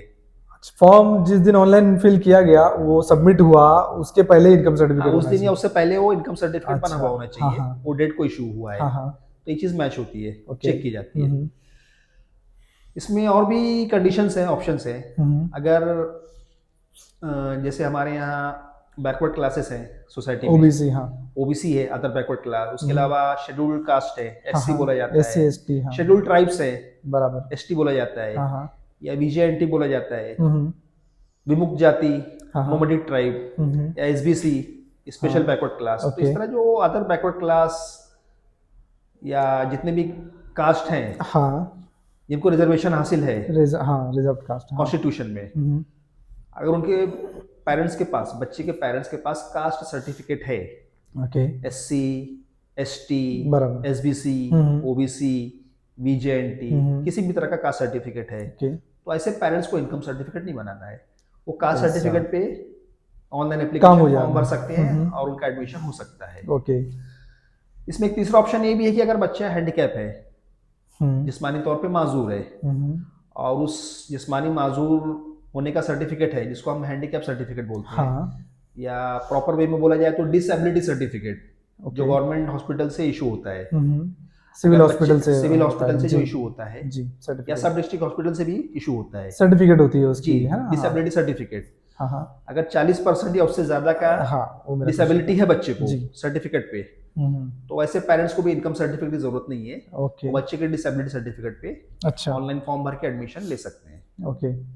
तो ये 3 चीजें रिक्वायर्ड है, हम्म, एक तो बर्थ सर्टिफिकेट या उसका अल्टरनेट हाँ हाँ। पेरेंट्स का डिक्लेरेशन, बराबर। दूसरा एड्रेस प्रूफ, हम्म, और तीसरा डॉक्यूमेंट 3 कैटेगरी के। हम्म, इकोनॉमिकली बैकवर्ड है तो इनकम सर्टिफिकेट दें, हाँ। या अगर बैकवर्ड कास्ट के हैं हम्म, तो अपने कास्ट सर्टिफिकेट शो करें, हाँ। या अगर बच्चा डिसेबल है, फिजिकली डिसेबल है, हाँ हाँ। तो उसका डिसेबिलिटी सर्टिफिकेट। ओके। ये 3 डॉक्यूमेंट्स ही लगते हैं, हम्म, उसके अलावा कोई चौथा डॉक्यूमेंट देने की जरूरत नहीं है। ये लेकर के जहाँ भी ऑनलाइन फॉर्म फिलिंग का काम हो रहा है वहां पर जा करके हाँ, वहां पर फॉर्म भराना है। अप्लाई अब कर तो सकते हैं। अवेयरनेस काफी बढ़ गई है। हम्म, भिवंडी जैसे शहर में मैं समझता हूँ कई एनजीओ फॉर्म भर रहे हैं। हाँ, कई अब तो एनजीओ पॉलिटिकल पार्टीज भी भरने लगे हैं, बिल्कुल बोले बिल्कुल। बहती गंगा में हाथ धो लो। तो ये इस तरह का मामला हो गया पॉलिटिकल पार्टीज का। जी। जी, मान ना मान मैं तेरा मान मेहमान। न मान मैं तेरा मेहमान, इस तरह का मामला हो गया है। जी, आरटीई में पॉलिटिकल पार्टीज हेल्प कर रही है फॉर्म फिल करने के लिए, लेकिन सरकारी स्कूलों में इंटरेस्ट नहीं है। हाँ, यही बड़ा इशू है कि पॉलिटिकल पार्टीज और पॉलिटिकल लीडर्स का जो काम है वो छोड़ के वो दूसरे काम कर रहे हैं जो एनजीओ को करना चाहिए। हाँ, बेगानी शादी में अब्दुल्ला दीवाना। बेगानी की शादी में अब्दुल्ला दीवाना वाली बात हो गई है। बहरहाल जो कर रहे हैं उसके अंदर कुछ लोग मतलब एक अच्छी एक फेथ के साथ में भी करते हम होंगे। एप्रिसिएशन करेंगे। बहरहाल जी, एक अच्छा काम हो रहा है, हो रहा है, होना पॉलिटिकल चाहिए, मुद्दे अपनी बराबर। जगह पर, लेकिन अगर वो कर रहे हैं अवेयरनेस उसके जरिए बढ़ रही है, लोगों एक तक, अच्छी चीज हाँ, है। लोगों का काम हो रहा है तो ये भी काम ही है। तो जैसे कि हमारी एनजीओ भी इसके ऊपर काम कर रही है, तो मैं हमारे नाजरीन में से जो लोग भी वीडियो को देख रहे हैं, अगर वो सोशल वर्कर है या पॉलिटिकल लीडर है और इस चीज़ के ऊपर, आरटीई के ऊपर काम कर रहे हैं या करना चाहते हैं, तो हमारी सोसाइटी से संपर्क कर सकते हैं। हम लोग आपको इसकी जो ट्रेनिंग है वो फ्री ऑफ कॉस्ट, फी सबीलिल्लाह आपको प्रोवाइड करेंगे, ताकि खिदमत खल्क के जज्बे से आप लोग भी अपने अपने एरियाज में इसके ऊपर काम कर सकें। तो सलीम भाई, ऑनलाइन फॉर्म फिल होने के बाद में उसके बाद का क्या प्रोसेस होता है? ऑनलाइन फॉर्म फिल करने के बाद वेट करना है पेरेंट्स को, लॉटरी का इंतजार करना है, गवर्नमेंट लॉटरी निकाले। हाँ हाँ। लॉटरी निकलती है, उनको एसएमएस में मैसेज आता है कि आपका बच्चा ओके। फला स्कूल में सेलेक्ट हो गया है। अच्छा, एसएमएस में उनको पता चल जाता है अगर नाम आ गया तो? हाँ। ऑनलाइन फॉर्म फिल करते हुए स्कूलों की चॉइस आती है, 30 स्कूलों की लिस्ट उनके सामने आ जाती है। उनके घर के कितनी दूर पे कौन सी स्कूल है उसका डिस्टेंस भी दिखाता है। आपके घर से 1 किलोमीटर के रेडियस में कौन सी स्कूल है, हाँ, बराबर। 1 से 3 किलोमीटर के रेडियस में कौन सी स्कूल है, और 3 किलोमीटर से ज्यादा के फासले पर कौन सी स्कूल है। तो ये पेरेंट्स के पास चॉइस होती है। चॉइस होती है, कुछ भी सिलेक्ट अच्छा। कर ले, और उसमें वो मैक्सिमम 10 स्कूल सिलेक्ट कर सकते हैं अच्छा। फॉर्म भरते वक्त। हम्म। लॉटरी में एक ही स्कूल का नाम आएगा, लेकिन बराबर। उनके पास ऑप्शन है कि मैक्सिमम 10 स्कूल्स का नाम उसमें सिलेक्ट करके हम्म। टिक कर सकते हैं कि भाई ये ओके। 10 स्कूल हमें पसंद है, कि कहीं भी हमारा नाम आएगा हम अपने बच्चे का एडमिशन तो करा देंगे। ये स्कूल सिलेक्शन का जो काम है ये लॉटरी निकलने के बाद होता है। हाँ, सिस्टम अपने आप ले लेगा। इसमें एक बहुत बड़ा रोल उसमें स्कूल का डिस्टेंस भी होता है। हाँ। बच्चे के घर का एड्रेस जो है, जो फॉर्म फिल करते वक्त हाँ। डाला जाता है, घर से करीब जो स्कूलें रहती हैं 1 किलोमीटर के रेडियस में या 1 से 3 किलोमीटर के रेडियस में, बराबर। ज्यादा चांसेस रहते हैं कि उसमें नाम आ जाए। अच्छा, करीब लेकिन है, दूर हाँ। के स्कूलों में भी नाम आते हैं, depends upon application. For example, अभी एक बच्चे के घर से करीब कोई स्कूल है 1 किलोमीटर के दायरे में, उस स्कूल के लिए एप्लीकेशन हो रही है 500, सीट है 25, बराबर।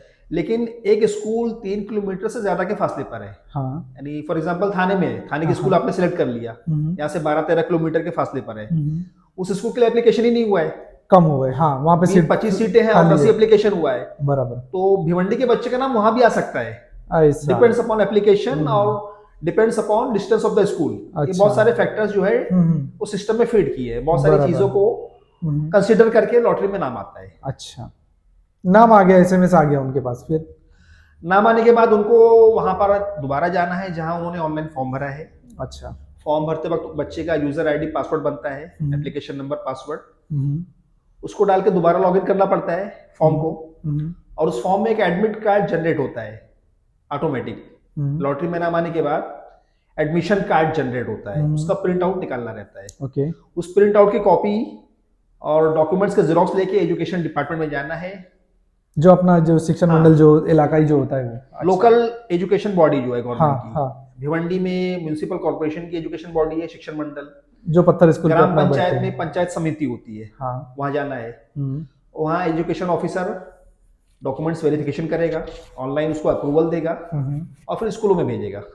अच्छा। फिर स्कूल वाले वो डॉक्यूमेंट लेके वो अपने लॉगिन पे उस पोर्टल पे जहाँ पे फॉर्म भरा जाता है, हाँ। RT25% जो गवर्नमेंट की साइट है, वेबसाइट, वहां पर स्कूल वाले भी अप्रूवल करेंगे। एक तो शिक्षण मंडल अप्रूवल देगा कि भाई इनका डॉक्यूमेंट्स हमारे पास आ गया, ओके। फिर वो फॉरवर्ड होगा स्कूल के पास ऑनलाइन, स्कूल वाले डॉक्यूमेंट्स लेके ऑनलाइन अप्रूवल देंगे, बच्चे का एडमिशन कंफर्म हो जाता है।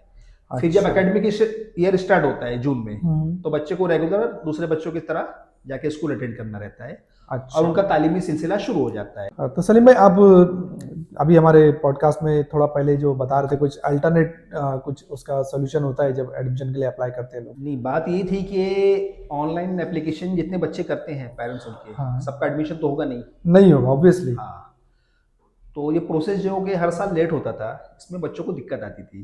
एडमिशन का प्रोसेस लॉटरी होते होते मई जून हो जाता था। हाँ, लेट हो जाता था। हाँ, अब बहुत से पेरेंट्स वेट करते रहते थे कि हमारे बच्चे का नाम लॉटरी में आएगा, नहीं आता था, नहीं आता था। और मई जून हो जाता था। तो ऐसे बच्चों को सेल्फ जाकर एडमिशन करना स्कूलों में दिक्कत होती थी। लेट हो गया, क्योंकि यहाँ भी लेट हो गया, वहाँ भी लेट हो गया। स्कूलों की सीट्स फुल हो जाती थी, तो डोनेशन देके भी एडमिशन नहीं करा पाते थे। तो इस साल हुकूमत ने वो जनवरी में शुरू किया है। बराबर। तो ये प्रोसेस उम्मीद है मार्च तक कंप्लीट हो जाएगा। तो जिन बच्चों का एडमिशन नहीं हो पाएगा, लॉटरी में नाम नहीं आएगा, तो उनके पेरेंट्स अल्टरनेट स्कूल्स में इमीडिएटली जो है वो दूसरे स्कूल्स में अप्लाई कर सकते हैं। हाँ, तो वो एडमिशन वहाँ करा सकते हैं। ये बात हो रही थी ऑब्वियसली, क्योंकि जिसकी साल की इनकम सालाना 1 लाख है, वो डोनेशन वगैरह तो दे नहीं पाएगा। तो सरकारी स्कूल एक ऑप्शन, सरकारी स्कूल एक ऑप्शन है, या तो जो इमदादी स्कूल है, जो ग्रांट जिनको मिली हुई है, वो स्कूलों में जाकर के कर सकते हैं। उनकी फीस जो है मेरे ख्याल से थोड़ा कम होती है as compare to private schools. हाँ, ओके। तो ये पूरा प्रोसेस RTE का होता है। बच्चे का एडमिशन स्कूल में हो गया, स्कूल ने वेरीफाई कर दिया, ऑनलाइन एडमिशन हो गया जी। पेरेंट्स को डोनेशन नहीं देना है, फ्री एडमिशन होता है। और जिस क्लास में भी एडमिशन हुआ है जी, जूनियर KG या फर्स्ट स्टैंडर्ड, हाँ, वहां से लेके 8वीं तक, हाँ, ट्यूशन फीस बच्चों को नहीं देनी है। ट्यूशन फीस, एग्जाम फीस नहीं देनी है। अच्छा। RT के प्रोविजन में तो ये भी है कि ड्रेस और बुक्स के पैसे भी नहीं देने हैं बच्चों को। अच्छा। लेकिन स्कूलों की थोड़ी मनमानी रहती है, ड्रेस के नाम पे और बुक्स के नाम पे कुछ पैसे वो ले ही लेते हैं। हाँ। लेकिन वो नॉमिनल रहता है, कम रहता है। ओके। अब वो 1000 रुपये भी होते हैं, कहीं कहीं 5000 भी होते हैं, कहीं कहीं 10,000 भी होते हैं। डिपेंड्स स्कूल का स्टेटस कैसा है। और पेरेंट्स को कहीं ना कहीं जो अवेयरनेस नहीं है, तो उनको ऐसा लगता है कि ये जो एडमिशन जो हुआ है ये स्कूल की तरफ से मतलब ऐसा कोई उनके ऊपर मतलब कुछ उपकार किया गया है, ऐसा कुछ कुछ हाँ, ऐसा ये पेरेंट्स में हो जाते हैं, इंटिमिडेटेड हो जाते हैं करके कुछ चलो ठीक है जहाँ इतना पैसा देने थे थोड़ा पैसे हाँ, ये चीज़ है, दे दो। ये बहुत इंपॉर्टेंट चीज़ है जो आपने बात कही है। जी पेरेंट्स को इतनी खुशी रहती है हाँ कि मुझे 20,000 साल की फीस भरनी थी, एग्जैक्टली मुझे नहीं भरनी है। तो अगर हाँ स्कूल वाले 2,000 3,000 ले रहे हैं बिल्कुल तो क्या तकलीफ है, कोई वो तकलीफ खुशी नहीं, खुशी हाँ, दे देते हैं। दे देते हैं जो अगर कि उनको नहीं दे बोला सकते। जाए कि भाई फाइट कीजिए आप, हाँ तो वो बोलते हैं जाने दो, हाँ हमारा 20,000 बच ही रहना साल का फीस, पैसा बच रहा है प्लस अब अपने बच्चे को उधर ही तो पढ़ना है और है हमको ना? हमारे बच्चों को वही पढ़ना है। हाँ हम स्कूल मैनेजमेंट से जो है बैर क्यों करें, मुखालफत करके बराबर हाँ बच्चों को तकलीफ ना आए। हालांकि हाँ आरटी एक्ट में है कि बच्चों को किसी भी तरह की तकलीफ नहीं होनी चाहिए, किसी भी तरह की, हाँ हाँ किसी भी तरह की से मुराद फिजिकल या मेंटल या साइकोलॉजिकल किसी भी तरह का हाँ हाँ बच्चों के ऊपर कोई प्रेशर नहीं होना कोई चाहिए। प्रेशर नहीं होना ये चाहिए, आरटी एक्ट मैंने जैसा कहा है कि इसको पढ़ना चाहिए, मैं बार बार उसको रिपीट कर रहा हूँ। बराबर आरटी एक्ट को स्टडी कीजिए, हाँ मैं तमाम लोगों से गुजारिश करूंगा उसका गैजेट नोटिफिकेशन आप डाउनलोड कीजिए नेट से, उसको स्टडी कीजिए। बराबर करना ही लेकिन चाहिए। एक डर बहरहाल कहीं ना कहीं पेरेंट्स में रहता है, हाँ और एक खुशी भी रहती है, डर भी है, दोनों चीज है। बराबर खुशी इस excitement बात की है भी कि होता हमारा है, पैसा जी। बच रहा है साल का 15-20 हाँ हजार, और डर इस बात का रहता है कि अगर हम मैनेजमेंट से कुछ बैर लेते हाँ हैं तो हमारे बच्चों को कहीं कल तकलीफ को ना कोई हो, प्रॉब्लम ना हो, हाँ बराबर मेंटली प्रेशर ना डालें, हम्म, दबाव डालें, हाँ तो इस तरह की बातें रहती है। हाँ सलीम भाई अगर कोई डोनेशन के लिए कोई स्कूल फोर्स करती जी, है ना कि आरटीई में बच्चे का नाम आ गया एडमिशन हुआ आप डोनेशन के लिए बोलो तो पेरेंट्स को क्या करना चाहिए? शुरू में ऐसा हुआ था जब हम लोगों ने काम शुरू किया था इस पे 2013-14 में, हाँ तो ये था कि पहली बात तो स्कूल एडमिशन देते ही नहीं थे। ऐसा हाँ, वो बोलते थे ऐसी कोई चीज़ है ही नहीं, इतनी उनकी अच्छा धांधली थी स्कूलों की। हाँ हाँ तो बहुत सारे एनजीओस ने इसके ऊपर फाइट किया, अच्छा शिकायत की एजुकेशन बोर्ड में, जिला परिषद में, हम्म। डिस्ट्रिक्ट लेवल पर, स्टेट लेवल पे एजुकेशन मिनिस्ट्री तक, डायरेक्टरेट पुणे तक। ओके स्कूलों पे दबाव पड़ा, वहां से उनको नोटिस आई, अच्छा तो जाके स्कूलें थोड़ा नरम हुई, नॉर्मलाइज अच्छा, हुई, हाँ, और हाँ। एडमिशन देना शुरू किया 2014-15 के बाद। अच्छा वरना इतनी धांधली थी स्कूलों की, मैं आपको बताऊं शोएब भाई, हम्म, तो सीधा बोलते थे ये क्या है, हाँ अनजान कोई फ्री में एडमिशन होता है क्या प्राइवेट स्कूल में, अच्छा कहाँ से उठ के चले आए हो। इस तरह के भी जुमले स्कूल के प्रिंसिपल और मैनेजमेंट की तरफ से बोले गए बोले गए उस दौर में, शुरुआती दौर में। हाँ हाँ बराबर लेकिन अब वो हालात नहीं है, हम्म, अब एजुकेशन बोर्ड और गवर्नमेंट ने काफी सख्ती कर दी है, काफी नोटिस निकाली है। तो अब जो है मनमानी नहीं है स्कूलों की, तो अब अभी इन हालात में भी सपोज फर्ज कर लेते हैं अगर कोई किसी भी किस्म का अगर दबाव स्कूल की तरफ से अगर होता है डोनेशन के नाम पर या ड्रेस के नाम पर या किताब के नाम पर या जो भी है, तो पेरेंट्स को क्या करना चाहिए? डोनेशन के नाम पे तो अब मनमानी स्कूल वाले नहीं करते हैं, एडमिशन दे देते हैं बच्चों को, ओके उसमें मसला नहीं आता है। हाँ, एक्स्ट्रा फीस के नाम पे, एक्स्ट्रा एक्टिविटीज के नाम पे जो फीस ली जाती है, हाँ इसके ऊपर पेरेंट्स ऑब्जेक्शन ले सकते हैं, आवाज़ उठा सकते हैं अच्छा कि भाई जब गवर्नमेंट ने फ्री में बच्चों को पढ़ने के लिए ये नॉर्म्स जी बनाया है, बनाया हुआ है, रूल है तो फिर बनाया हाँ है, तो उनको टोटली हर चीज़ फ्री होनी चाहिए। बिल्कुल इवन आप ड्रेस के पैसे भी मत लीजिए, बुक्स के पैसे भी मत जो कि नहीं लीजिए, लेना चाहिए, और एक कंप्यूटर टीचिंग के नाम पे जो फीस हाँ, वगैरह हाँ, हर हाँ, साल हाँ, ली जाती हाँ, है, हाँ।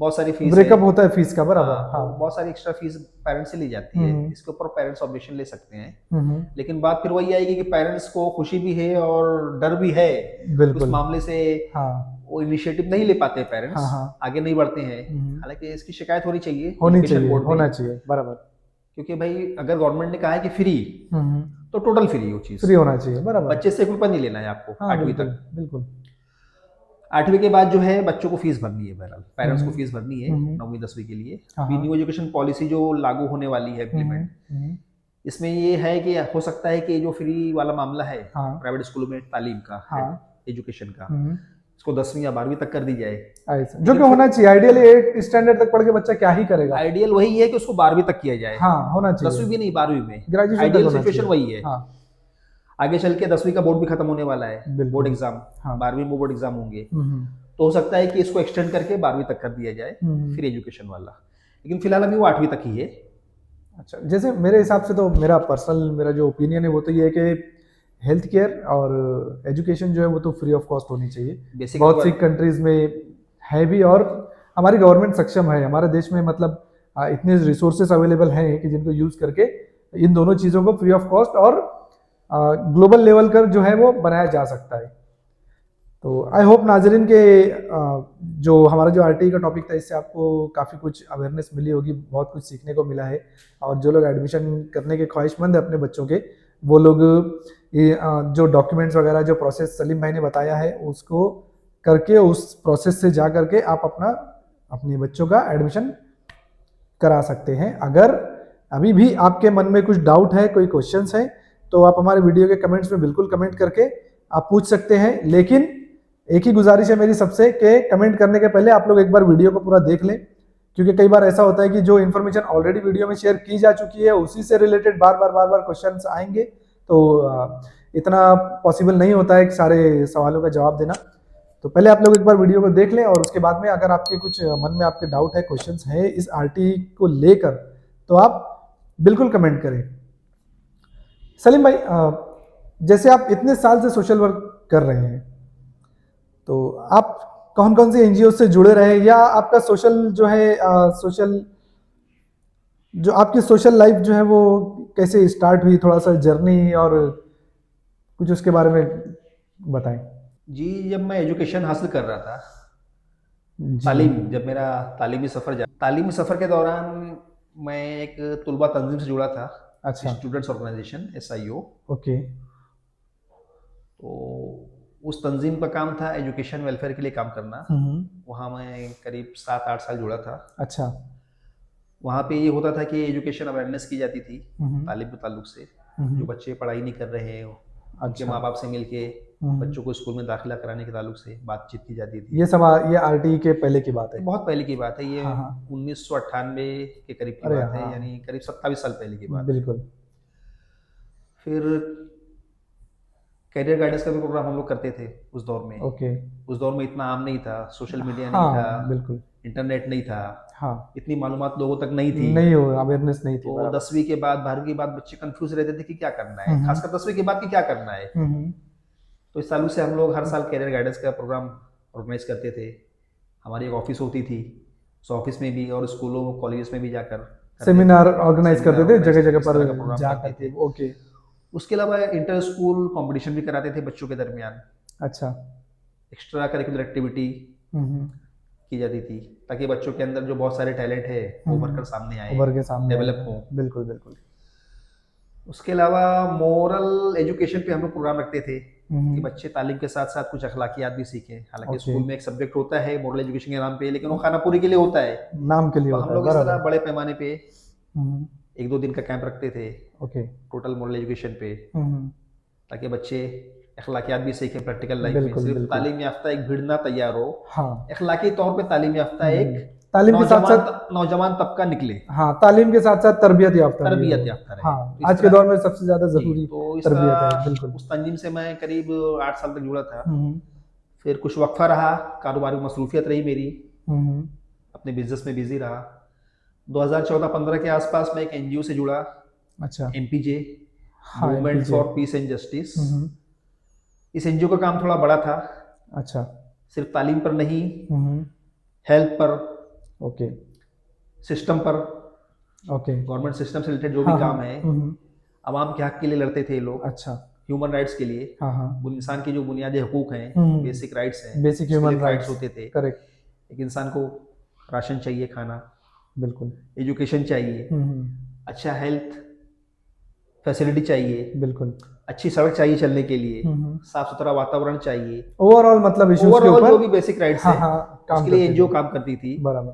और आंदोलन चलाती थी। उस NGO का नाम ही था movement for piece and justice. Okay. उस NGO से मैं जुड़ा था करीब 7 साल, 2014 से 2020 तक, आखिर तक। अच्छा। लॉकडाउन के बाद तक का। ओके। लॉकडाउन के पीरियड तक मैं MPJ से जुड़ा रहा। हाँ। लॉकडाउन के बाद Abu Bakr Siddique social welfare and educational society नाम की एक तंजीम है शहर में, भिवंडी में जी, उनके सदर साहब मुझसे आकर मिले अचानक एक दिन, जो कि मेरे सामने बैठे हैं, मुझसे गुफ्तगू कर रहे हैं, शोएब मोमिन साहब, और मिले। और एक वो एक यादगार जो है, एक यादगार मुलाकात थी मेरी उनसे जी। आधे घंटे हम करीब बैठ के बात किए थे। हाँ। और एक चाय का दौर चला था जी जी। तो बहुत सारी बातें उन्होंने मुझसे की, यानी कि आपने जी जी उस वक्त सारी बातें मेरी हुई, काफी हमारी इस टॉपिक्स पर आपने मुझे इनवाइट किया था कि आप हमारी सोसाइटी में जो काम हो रहा है एक बार आइए, विजिट कीजिए। इस तरह का हमारा प्रोग्राम है। और एक बड़े फोरम में ज्वाइन हाँ। होने के लिए मुझे दावत दी गई थी हम्म, कि अबू बकर सिद्दीक सोसाइटी तो एक छोटी सी तंजीम है, शहर के जी लेवल पे काम करती है, जी जी लेकिन महाराष्ट्र लेवल पे जी जी MMNF करके Maharashtra minority NGO forum. NGO जी फोरम करके काम करती है, जी उससे जी अबू बकर सिद्दीक सोसाइटी जुड़ी हुई है। जी जी तो बिल्कुल। उसका एक प्रोग्राम है, आप हाँ उसमें शामिल होइए, जी इसकी जी मुझे आपने दावत दी थी, जी जी मुझे याद है 2021 की बात है। हाँ गालिबा उसी वक्त कल्याण हाँ, कल्याण में में काफी प्रोग्राम बड़ा एक हुआ था, प्रोग्राम हुआ था। जी बिल्कुल। तो उस प्रोग्राम को मैंने अटेंड किया था हम्म और काफ़ी मुतासिर हुआ था हम्म MMNF का काम देखकर। जी और फिर अबू बकर सिद्दीक का काम भी मुझे पसंद आया, हम्म शहर में जो काम होता था। हम्म 2021 में मैंने यहाँ शमूलियत अख्तियार की जी और पिछले 4 साल से मैं हाँ यहाँ से जुड़ा हूँ। काफी और एक्टिवली तकरीबन आप जुड़े हुए हैं बराबर। जो सभी काम MPJ के थ्रू होते थे, जहाँ हाँ जो मैंने हाँ वहाँ से सीखा था, जी जी वो बिल्कुल। तकरीबन सारे काम यहाँ पे भी हो रहे अबू बकर हैं। सिद्दीक सोसाइटी के जरिए हो रहे हैं। जी एजुकेशन पे, हेल्थ पे, कम्युनिटी अपलिफ्टमेंट पे, जी माइनॉरिटी डेवलपमेंट पे, जी ये सारी चीज़ें यहाँ भी हम्म मेरा सफ़र जारी है। हम्म। तो सलीम भाई आप एक अरसा मतलब गुजरा आपको इस फील्ड में जो है वो लोगों की खिदमत खल्क में जो आप लगे हुए हैं और माशाल्लाह आज भी मतलब एक जोश और जज्बा जो है आपका वो पहले जैसा ही है जैसे आप स्टार्ट में जुड़े थे और कौम का जो दर्द है उसको लेकर के आप काम करते हैं। तो सलीम भाई जो माइनॉरिटीज़ की स्कॉलरशिप जो होती है उसके ऊपर भी आपने काफ़ी वर्क किया हुआ है और हमारी सोसाइटी भी आप जब जुड़े थे और आज भी आप कर ही रहे हैं उसके बारे में उसके ऊपर काम कर रहे हैं।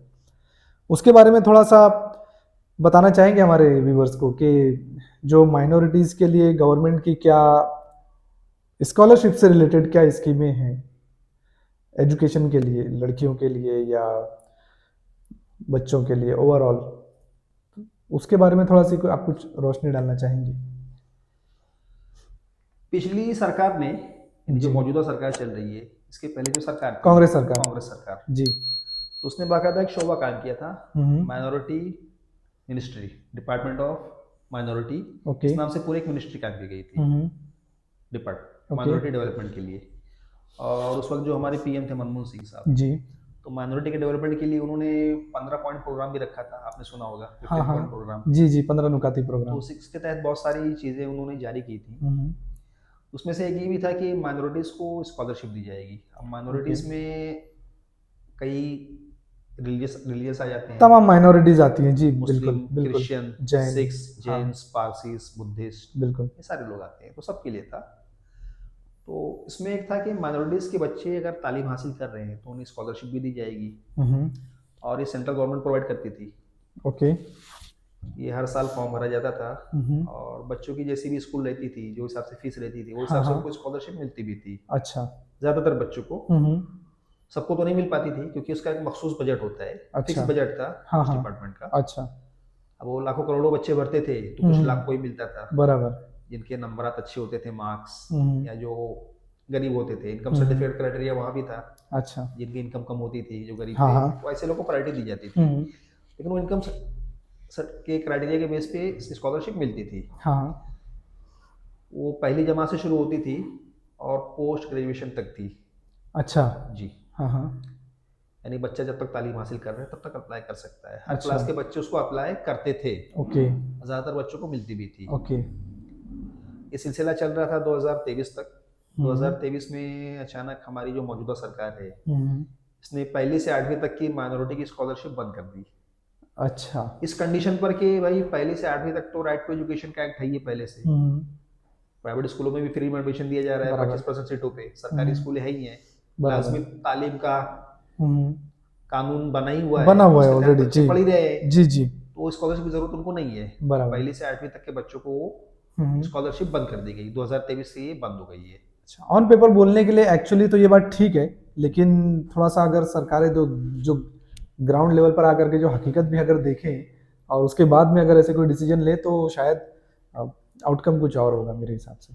ग्राउंड लेवल पे हकीकत ये है कि बच्चे अगर स्कूलों में जा रहे हैं, हम्म माइनॉरिटीज़ के बच्चे, जी चाहे वो सरकारी स्कूलों में जाएं या प्राइवेट स्कूलों में जाएं, जी तो उनको स्कॉलरशिप की ज़रूरत होती है। बहरहाल जी हालात ऐसे होते हैं, हालात ये है मेरा बिल्कुल ऑब्जर्वेशन रहा है। बिल्कुल तो सरकार ने जो स्कॉलरशिप बंद कर दी है, खत्म कर दी है पहली से 8वीं तक, हम्म सरकार को इस पे नजरसानी करनी चाहिए, करनी चाहिए, उसको बिल्कुल। दोबारा चालू करनी चाहिए। ग्राउंड लेवल पर एटलीस्ट थोड़ा सा सर्वे वगैरह करके और उसके बाद में जो है वो डिसीजन लेना चाहिए, फैसला और लोगों को एतमाद में लेते हुए जी कुछ टीम बना के या तंजीम बना करके या जो एनजीओज है उनसे कांटेक्ट करके उनके जरिए जो लोकल लेवल पर सर्वे कराने के बाद में एज पर द डेटा उनको डिसाइड करना चाहिए, आई थिंक। जी, मैं आपकी राय से मुत्तफिक हूँ। जी, सरकार को इस पे कोई ठोस फैसला लेना चाहिए जल्द से जल्द।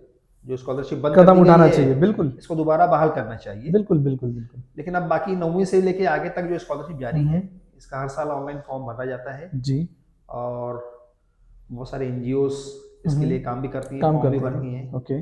और अबू बकर सिद्दीक सोसाइटी भी इस पे काम करती है हर साल, काफ़ी अल्हम्दुलिल्लाह। फॉर्म भरती है। जी, ये तो हो गई मरकजी हुकूमत की स्कॉलरशिप की बात। तो सलीम भाई, ये बात दूसरी टॉपिक पर जाने से पहले मैं पूछना चाहूँगा, इसका सिर्फ आप एक ड्यूरेशन बता दीजिए, ये कौन से महीने में या कब जो है वो स्टार्ट होता है इसका फॉर्म फिलिंग का प्रोसेस, ताकि जो पेरेंट्स हैं या जो बच्चे जो पढ़ रहे हैं, जो एटलीस्ट जो 9th से लेकर के जो ग्रेजुएशन तक है, वो तो अपना प्रिपरेशन करके रखें थोड़ा सा। तालीमी साल आमतौर पर शुरू होता है जून में, जी, और जो हाई क्लासेस के जो तालीमी साल शुरू होते हैं वो जुलाई अगस्त में तकरीबन बिल्कुल, शुरू हो जाते बिल्कुल, हैं। बिल्कुल। लेट अगर होता भी है हाँ, तो जुलाई अगस्त में शुरू हो जाते हैं। स्टार्ट हो जाता है तो अगस्त के बाद सितंबर महीने से ये शुरू हो जाता है।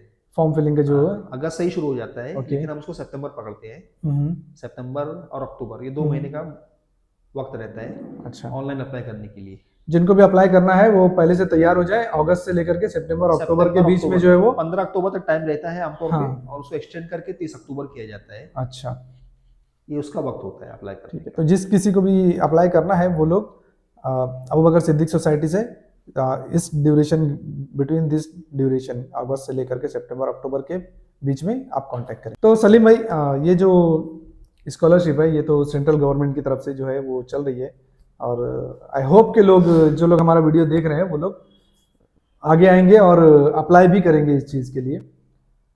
और उसके अलावा जैसे और कौन सी स्कॉलरशिप वगैरह जो होती है जिसके लिए लोगों को अप्लाई करना चाहिए? सेंट्रल गवर्नमेंट की स्कॉलरशिप तो है ही है, उसके अलावा महाराष्ट्र गवर्नमेंट की भी स्कॉलरशिप है, इसको महाडीबीटी के नाम से जाना जाता है। जी जी, Maha DBT scholarship. Maha DBT stands for Maharashtra direct benefit transfer. Okay, Maha stands for Maharashtra, जी जी, DBT direct benefit transfer. Benefit transfer. तो ये जितने भी बच्चे जो ग्रेजुएशन कर रहे हैं या पोस्ट ग्रेजुएशन, ओके, उनके लिए रहता है। किसी भी स्ट्रीम के हो, साइंस आर्ट्स कॉमर्स, अप्लाई कर सकते हैं। और खासकर इंजीनियरिंग और मेडिकल के स्टूडेंट्स, इनको तो अप्लाई करना चाहिए।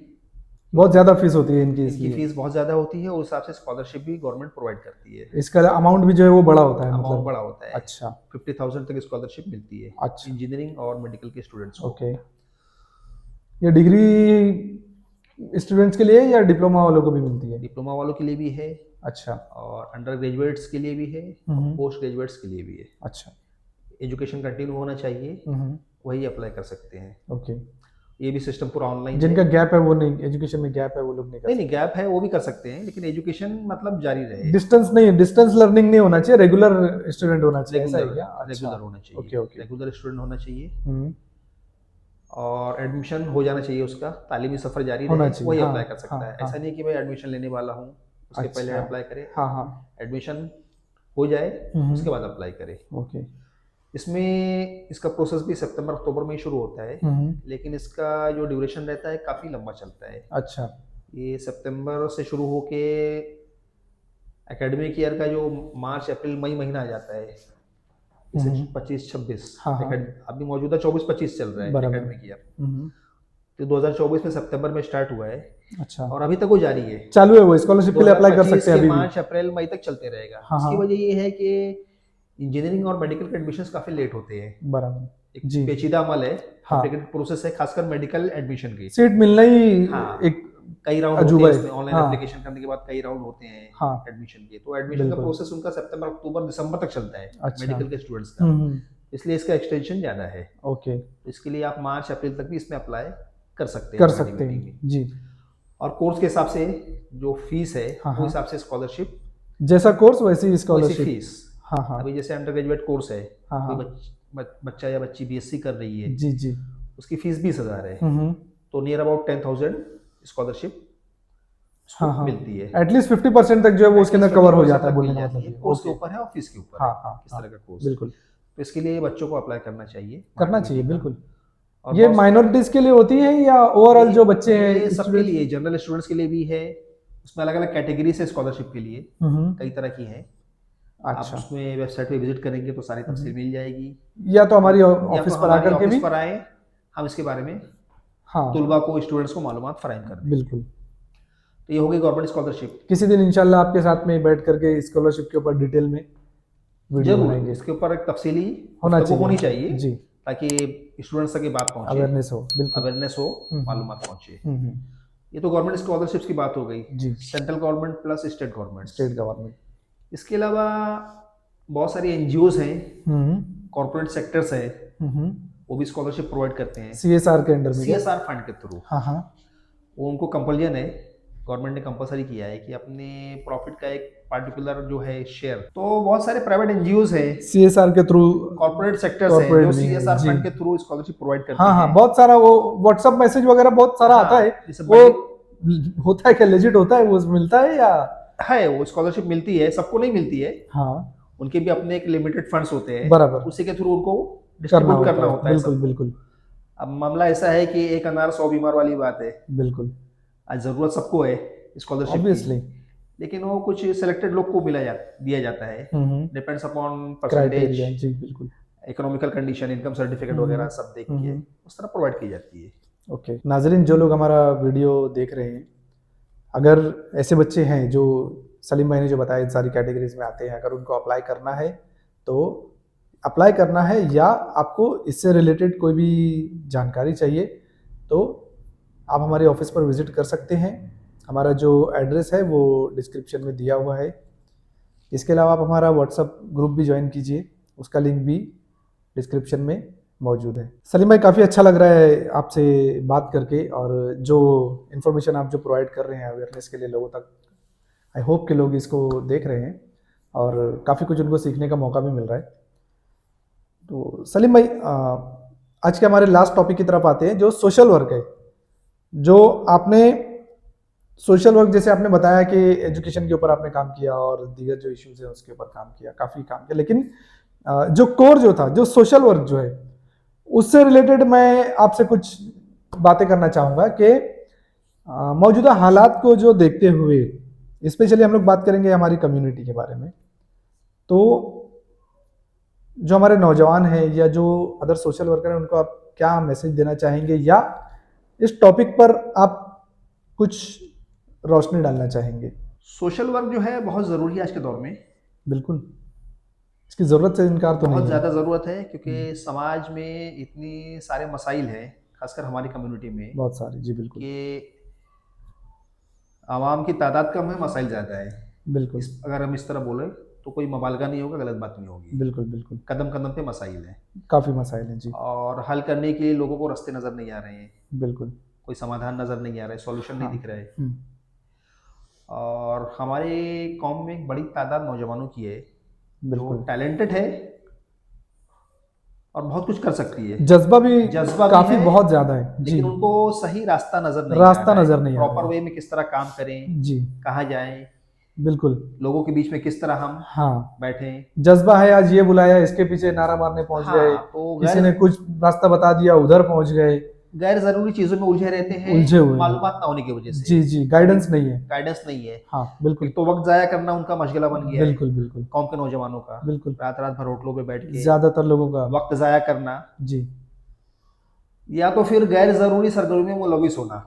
हम्म, जैसे सियासी पार्टी के लोग आ गए, कार्यकर्ता बन गए, हाँ, कार्यकर्ता बन गए, उनके पीछे नारा लगाना, नारा उनके मार पीछे रहे दौड़ना, हैं जी बिल्कुल। अपनी तवानाई और वक्त दोनों सर्व कर वेस्ट ऑफ टाइम ऑब्वियसली। अगर वही तवानाई वो कौम के अपलिफ्टमेंट पे, बिल्कुल उनके तरक्की पे लगाएं, बिल्कुल उनकी इस्लाह पे लगाएं, बिल्कुल हालात बेहतर बनाने पे लगाएं, तो एक बड़ा इनकलाब मैं समझता हूँ चंद महीनों में ही आ जाएगा, सालों की भी जरूरत नहीं पड़ेगी। अच्छा हमें इंतजार नहीं करना है कि 2-4 साल में आ जाएगा, कुछ ऐसा। महीनों में इनकलाब ला सकते हैं हमारे ओके, नौजवान। बस ये है कि उनको प्रॉपर गाइड किया जाए, गाइडेंस मिलना चाहिए प्रॉपर रास्ता दिया जाए। जी जी। और इस सिलसिले में मैं समझता हूँ अबू बकर सिद्दीक सोसाइटी एक बड़ा रोल प्ले कर सकती है।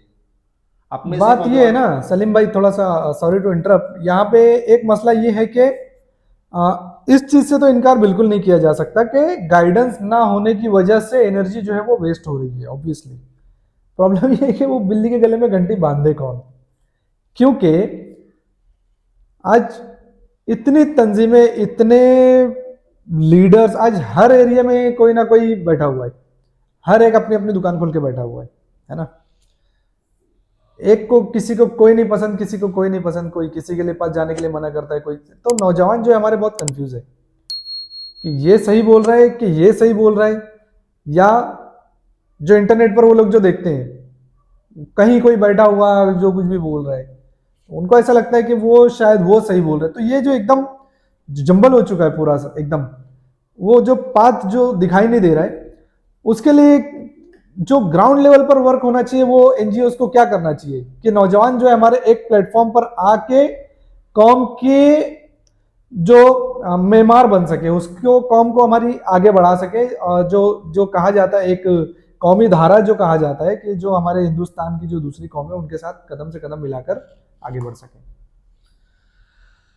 यहाँ पर मैं अल्लाह के रसूल की सुन्नत का जिक्र करना चाहूँगा जी। अल्लाह के रसूल सल्लल्लाहु अलैहि वसल्लम की 2 सुन्नतें अगर मुसलमान मजबूती से पकड़ लें जी तो हालात बदलते इंशाल्लाह देर नहीं लगेगी। बिल्कुल। एक है तालीम और दूसरा है तिजारत। बिल्कुल, ये 2 चीज़ अगर हमारे नौजवान थाम लें होना चाहिए तो हालात बहुत तेज़ी से बदल जाएंगे। और हमारा फोकस भी मैं समझता हूँ इसी पर होना चाहिए, जी।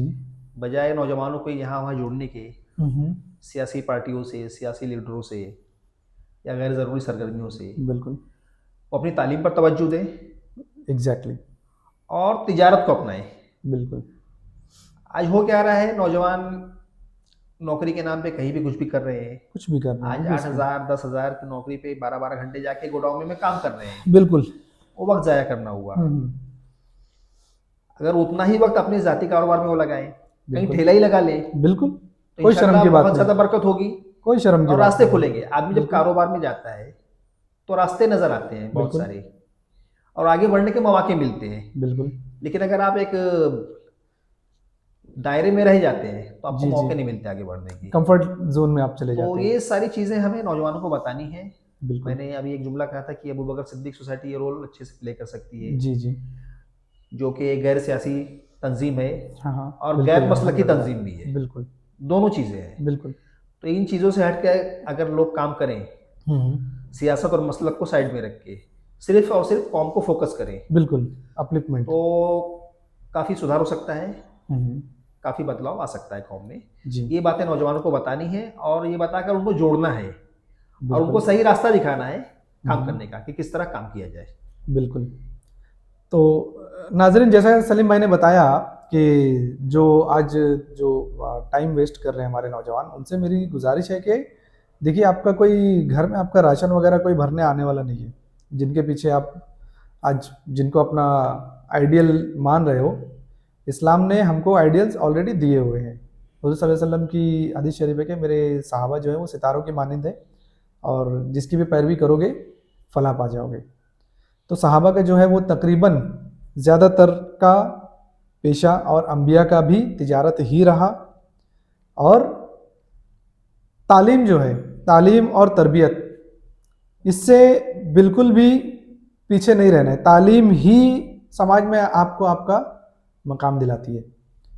तो मेरी तमाम नौजवान से गुजारिश है कि तमाम नौजवानों से मेरी गुजारिश है कि तालीम जितनी हासिल कर सकते हो उतना हासिल करो, नौकरी के लिए नहीं, अपने लिए, मेरे अपने खुद के अपलिफ्टमेंट के लिए। क्योंकि अगर आप पढ़े लिखे हो तो आप सही और गलत में तमीज़ कर सकते हो और अपने लिए एक बेहतर मुस्तकबिल का इंतखाब कर सकते हो। साथ ही साथ बिजनेस अल्लाह के नबी सल्लल्लाहु अलैहि वसल्लम की सुन्नत है, उससे ही आगे के तमाम रास्ते खुलते हैं। वो बहुत डीप सब्जेक्ट है। इंशाल्लाह कभी अपनी सलीम भाई कभी अपनी जो अपना एक दूसरा प्रोजेक्ट है WMEF, वर्ल्ड मुस्लिम इकोनॉमिक फेडरेशन, अगर उस पर कभी बात होगी तो इंशाल्लाह बिजनेस के जो दूसरे पहलू हैं उसके ऊपर भी हम लोग बात करेंगे इंशाल्लाह ज़रूर। तो तमाम नौजवानों से गुजारिश है कि मेरी एक पर्सनल एक राय अगर मैं दूं तो आप गठरा ले लो, सर पे गठरा रख लो, जाके घर घर बेच दो सामान, या ठेला लगा लो, रेड़ी लगा लो, रोड पे ताड़पत्री बिछा के कुछ भी ट्रेडिंग करो, लेकिन किसी के आगे हाथ फैलाना या कोई ऐसा काम करना कि जो आज अच्छा लग रहा है लेकिन वक्त गुजरने के साथ अगर उसमें स्कोप नहीं है, जैसे बहुत सारे पेशे हैं कि जो बॉडी के ऊपर होता है कि मेरे अंदर ताकत है तो मैं आज कर रहा हूं, लेकिन कल को जब आपके पास ताकत नहीं होगी तो क्या करोगे। कोई भी बिजनेस स्टार्ट कीजिए और कोई शर्माने की बात नहीं है, मेहनत कीजिए, इंशाल्लाह तरक्की तो आपको मिलेगी, रिस्क देने वाला अल्लाह ताला है। सलीम भाई, जो औरतों की एक बहुत बड़ी तादाद है हमारे यहाँ पर, सलीम भाई एक बड़ी तादाद जो है वो हमारी जो खवातीन है, कहीं ना कहीं हम लोग बात करते हैं जब सोशल वर्क की या समाज के लिए कुछ करने की, तो हम लोग एज कॉमनली हम लोग मुखातिब होते हैं नौजवानों से, है ना, मेल से। लेकिन जो हमारी खवातीन है, मेरे हिसाब से जज्बा जितना उनके अंदर मैं देखता हूं कौम के लिए कुछ करने का, वो नौजवानों से थोड़ा आगे देखता हूं मैं उनको, टू बी फ्रैंक। क्योंकि जब हम लोग अपने वर्कशॉप्स भी होते हैं या जो भी ऐसे आरटी और अदर जो भी हम लोग कैंप्स वगैरह लगाते हैं, उसमें खवातीन की तादाद ज्यादा होती है। एक नॉर्मली जो एक परसेप्शन है वो ये है कि औरतों की जो है पॉपुलेशन भी मर्दों से ज्यादा है। कहीं ना कहीं आई फील कि औरतों को भी सोशल वर्क के मैदान में आना चाहिए, और इसमें पर्सनली आई डोंट फील कि कुछ बुरा है, उनको करना चाहिए, है ना। जो बच्चे की पहली जो दर्सगाह होती है वो माँ की गोद होती है। औरतों के बारे में तो ये जो जो मेरा ख्याल है कि औरतों को इसमें आना चाहिए, उसके बारे में व्हाट डू यू थिंक? नहीं, आपका ख्याल बिल्कुल दुरुस्त है, मैं इसकी तायद करता हूँ। जी। सोशल वर्क में औरतों का आना बहुत ज़रूरी है, आना भी चाहिए। बिल्कुल। और जो जितना काम औरतें कर सकती हैं उतना शायद मर्द हजरात या नौजवान हमारे ना कर पाए, क्योंकि औरतें घर घर जा करके औरतें घर घर जाती हैं, उनका नेटवर्क जो है वो उनका काफी नेटवर्क मजबूत होता बहुत ही है। स्ट्रांग होता है। हाँ हाँ जी, एक बात मशहूर है मजाक कि के अलावा। हाँ, मोबाइल नेटवर्क से ज़्यादा स्ट्रांग नेटवर्क औरतों का होता है। बिल्कुल, ये एक जोक में बोला जाता है, लेकिन ये हकीकत है, ऑब्जर्व किया गया एक्चुअली है। है जी। औरतें काफ़ी बड़ा रोल प्ले कर सकती हैं समाज में, जी। औरतों के बीच में। हम्म। औरतें एक टीम बनाएं, घर घर जाके मुलाकात करें औरतों से, हम्म। और मोहल्ले मोहल्ले में ऐसी क्लासेस भी चला सकते हैं जो औरतों को सेल्फ सफिशिएंट बनाएं, जी। खुद कफील। हम्म। हर मोहल्ले में एक मेहंदी क्लास चले औरतें के ज़रिए, सिलाई क्लास चलाएं औरतों को खुद कफील बनाने के लिए, जी। इस तरह। और जो बच्चे और भी जो घरगुती जो बिजनेस घरगुती वगैरह भी जो होते हैं, कारोबार है, हाँ, उनके अंदर उनको हाँ, हेल्प तो की जाए, उसमें हेल्प की जा अवेयरनेस, सकती और है। औरतें खुद ही अपना ग्रुप तो बना ऐसे के महिला बचत गट वगैरह जो होता है बिल्कुल वो करके, बिल्कुल हाँ बिल्कुल। बहुत सारी चीज़ें हैं उसमें, हाँ बचत हाँ। गट भी हो गई। हम्म। ऐसे औरतों को लोन वगैरह भी मिलता है सरकारों से, बचत गट बनाने के जी बाद जी, महिला छोटे उद्योग के नाम पर महिला उद्योग के अवेलेबल है। नाम से छोटे जी मोटे कारोबार करने के लिए औरतें जी। काफ़ी बड़ा रोल प्ले कर सकती हैं समाज में तब्दीली लाने के लिए, हम्म औरतों को खुद कफील बनाने के लिए, सक्षम बनाने के लिए। हम्म। तो इस बात से मैं बिल्कुल सहमत हूँ, मुत्तफिक हूँ आपसे कि जी। औरतों को इसमें आगे बढ़ के काम करना चाहिए। और फिर मैं एक बार कहूँगा कि इस ताल्लुक से भी अबू बकर सिद्दीक सोसाइटी को आगे बढ़कर इनिशिएटिव लेने चाहिए और अपनी एक वुमन विंग्स बिल्ड करनी चाहिए, बिल्ड करनी बिल्कुल चाहिए, बिल्कुल बिल्कुल बनानी चाहिए। बिल्कुल। एक्चुअली जो औरतों के पास जो सुपर पावर वो ये आज के दौर में हमारी कम्युनिटी में ये है कि औरतें घर घर जा करके औरतों से बात करके, है ना, सोशल वर्क में अपना रोल प्ले कर सकती हैं। कहीं ना कहीं एक बाउंडेशन आ जाता है जो कि बैरियर बन जाता है कि अगर औरतों को एक नॉर्मल एक ऐसी थिंकिंग है जो कि आज काफ़ी कम हो चुकी है, लेकिन अभी भी अवेलेबल है ये चीज़ कि औरतों को घर के बाहर नहीं जाना चाहिए, या जो औरत इस इन सब चीज़ों में काम करती है वो मतलब वो घर अच्छी तरीके से देखभाल नहीं कर सकती।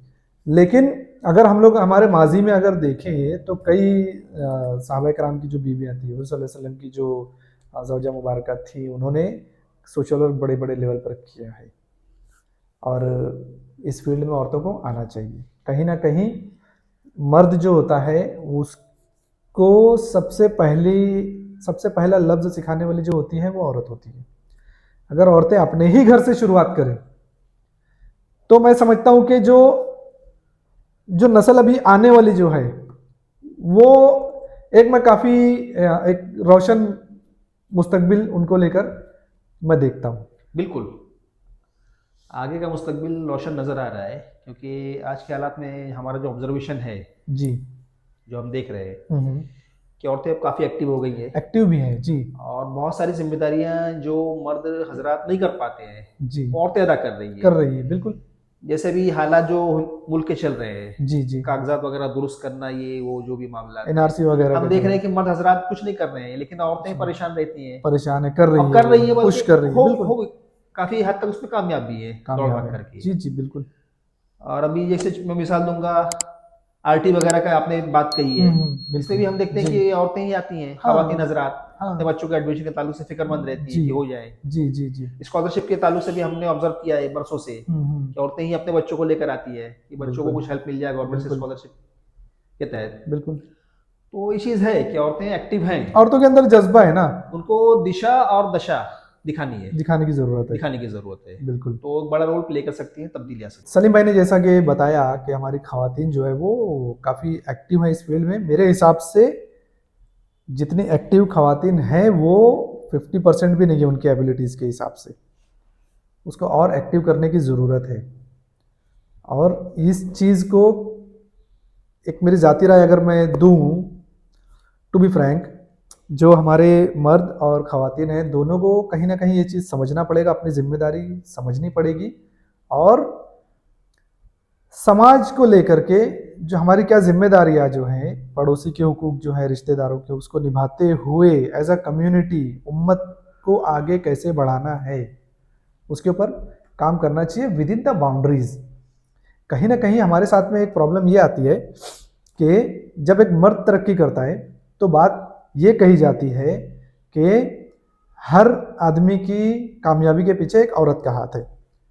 लेकिन उसी के बरक्स जब एक औरत तरक्की कर लेती है तो ये बात कहीं सुनने में नहीं आती है कि औरत की तरक्की के पीछे किसी आदमी का हाथ था। नहीं, वो औरत आज़ाद ख्याल हो जाती है। ये जो है, ये धारणा क्यों बनी हुई है, इस पर गौर करने की ज़रूरत है। मेरे मानना ऐसा है कि आदमी के पीछे औरत का हाथ है और औरत की तरक्की के पीछे कहीं ना कहीं उस औरत के जो वालिद हैं, उसके जो शौहर है, जो भी गार्जियन है, उनका हाथ ज़रूर होता है। तो अगर हम लोग इस बाउंड्री में रहकर, बाउंडेशन में रहकर अगर सोशल वर्क करें तो इंशाल्लाह काफ़ी कामयाबी हासिल की जा सकती है। सलीम भाई, आप इस बात से मेरी आप मुत्तफिक होंगे? बिल्कुल मुत्तफिक हूँ सर। होना चाहिए बाउंड्री में रह करके। मर्द और औरत एक गाड़ी के दो पहिए की तरह हैं, बिल्कुल दोनों को साथ साथ चलना चलना चाहिए, और दोनों को अपनी जिम्मेदारी अदा करना करनी चाहिए। चाहिए। जिस तरह वो घरेलू जिम्मेदारी अदा करते हैं साथ मिलके, उसी तरह उनका अपने रिश्तेदारों, खानदान, बिल्कुल मोहल्ले और समाज के ताल्लुक से भी उनकी जिम्मेदारी है। जिम्मेदारी ये हर है, आदमी सोचे, हर मर्द औरत, कि हम दोनों मिलकर जिस तरह अपने घर चला रहे हैं, सोचना तो चाहिए। अपने समाज के ताल्लुक से भी कुछ करें हम लोग मिलके, बिल्कुल, तो इंशाल्लाह एक बड़ी तब्दीली, एक बड़ी तब्दीली हम लोग हाँ, अनकरीब अनकरीब देखेंगे। हालात इतने खराब है नहीं जितना हम लोग सोचते हैं, अभी भी वक्त हालात बिल्कुल खराब नहीं है ना। वो एक शेर है, जरा सी नमी हो तो ये मिट्टी बड़ी हाँ, जरखेज है साकी वाला, जरा सा जो है नम हो तो ये मिट्टी बड़ी जरखेज है साकी। साकी। तो जी काम करने के मौके बहुत हैं हाँ, और हालात ऐसे अभी नहीं हुए कि नामुमकिन है हर चीज़, इतने खराब नहीं है बल्कि बिल्कुल, मैं तो कहूँगा कि मौके बहुत ज़्यादा बढ़ गए हैं आज के दौर बहुत में। ज्यादा बढ़ गए बिल्कुल। तो ये हौसला बख्श चीज़ है, ये होना चाहिए, हमें मायूस और नाउम्मीद होने की ज़रूरत कोई नहीं है इन जरूरत नहीं है हालात बिल्कुल। में, बल्कि इसको हमें अपॉर्चुनिटी समझ के ग्रैब करना अपॉर्चुनिटी है, चाहिए, आपदा में अवसर मौका है ये, पकड़ना चाहिए, बिल्कुल आपदा में अवसर। बिल्कुल। और यही मौका है कि हम अपनी कौम को, अपने समाज को जागना तालीम चाहिए। याफ्ता बना दें, अपने पैरों पे खड़ा करें, बिल्कुल उनको खुद कफील बनाएं। बिल्कुल यही बातें मुझे आपसे कहनी थी। बिल्कुल। तो नाजरीन, उम्मीद है आपको हमारा ये आज का पॉडकास्ट बड़ा अच्छा लगा होगा और काफ़ी कुछ सीखने को मिला होगा। सलीम भाई से मुख्तलिफ पहलुओं पर हमने बातें की, काफ़ी आरटी, स्कॉलरशिप और social work and other things को लेकर के। तो अगर जो भी सोशल वर्कर जो है कहीं पर भी हैं, या कोई एनजीओ से जुड़े हुए लोग हैं, सोशल वर्कर्स हैं, या जो नौजवान लड़के लड़कियां या ख़वातीन मर्द जो भी सुन रहा है, अगर आप सोशल वर्क में इंटरेस्टेड हैं, आप कौम के लिए कुछ करना चाहते हैं, तो ऑब्वियसली आप अबू बकर सिद्दीक सोसाइटी को कभी भी ज्वाइन कर सकते हैं। हमारे दरवाजे आपके लिए हमेशा खुले हुए हैं।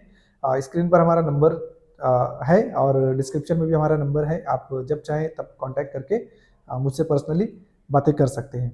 जाते जाते एंड में मैं आपसे एक ही गुजारिश करूंगा कि ये जो इन्फॉर्मेशन हमारे पॉडकास्ट के ज़रिए आप तक पहुंचाई जा रही है, ये आपको कैसी लग रही है, कमेंट में आप अपने जो इजहार ख्याल है वो बिल्कुल करें, ज़रूर करें। और इसी के साथ साथ हमारे चैनल को सब्सक्राइब कीजिए और इस वीडियो को लाइक करें ताकि हमारा हौसला बढ़े और हम और ऐसी दूसरी वीडियोस दूसरे टॉपिक पर आपके सामने और अच्छे तरीके से पेश कर सकें। और हमारी इस वीडियो को अपने दोस्तों तक और दूसरे ग्रुप्स में शेयर करें, जितना हो सके ज़्यादा से ज़्यादा शेयर करें, क्योंकि इससे रीच बढ़ेगा और अवेयरनेस बढ़ेगी। और एक हम लोग कहीं ना कहीं जो अबू बकर सिद्दीक सोसाइटी का एक जो मोटो है, एक नज़रिया है कि कलेक्टिव एफर्ट होना चाहिए, अकेला नहीं हो सकता। चमन में रंगो बू से बात बनती है, हम ही हम है तो क्या हम है, तुम ही तुम हो तो क्या तुम हो। तो उम्मीद है आप लोग को आज का पॉडकास्ट अच्छा लगा होगा। दुआ में याद रखिए और दीजिए इजाज़त। अस्सलाम वालेकुम।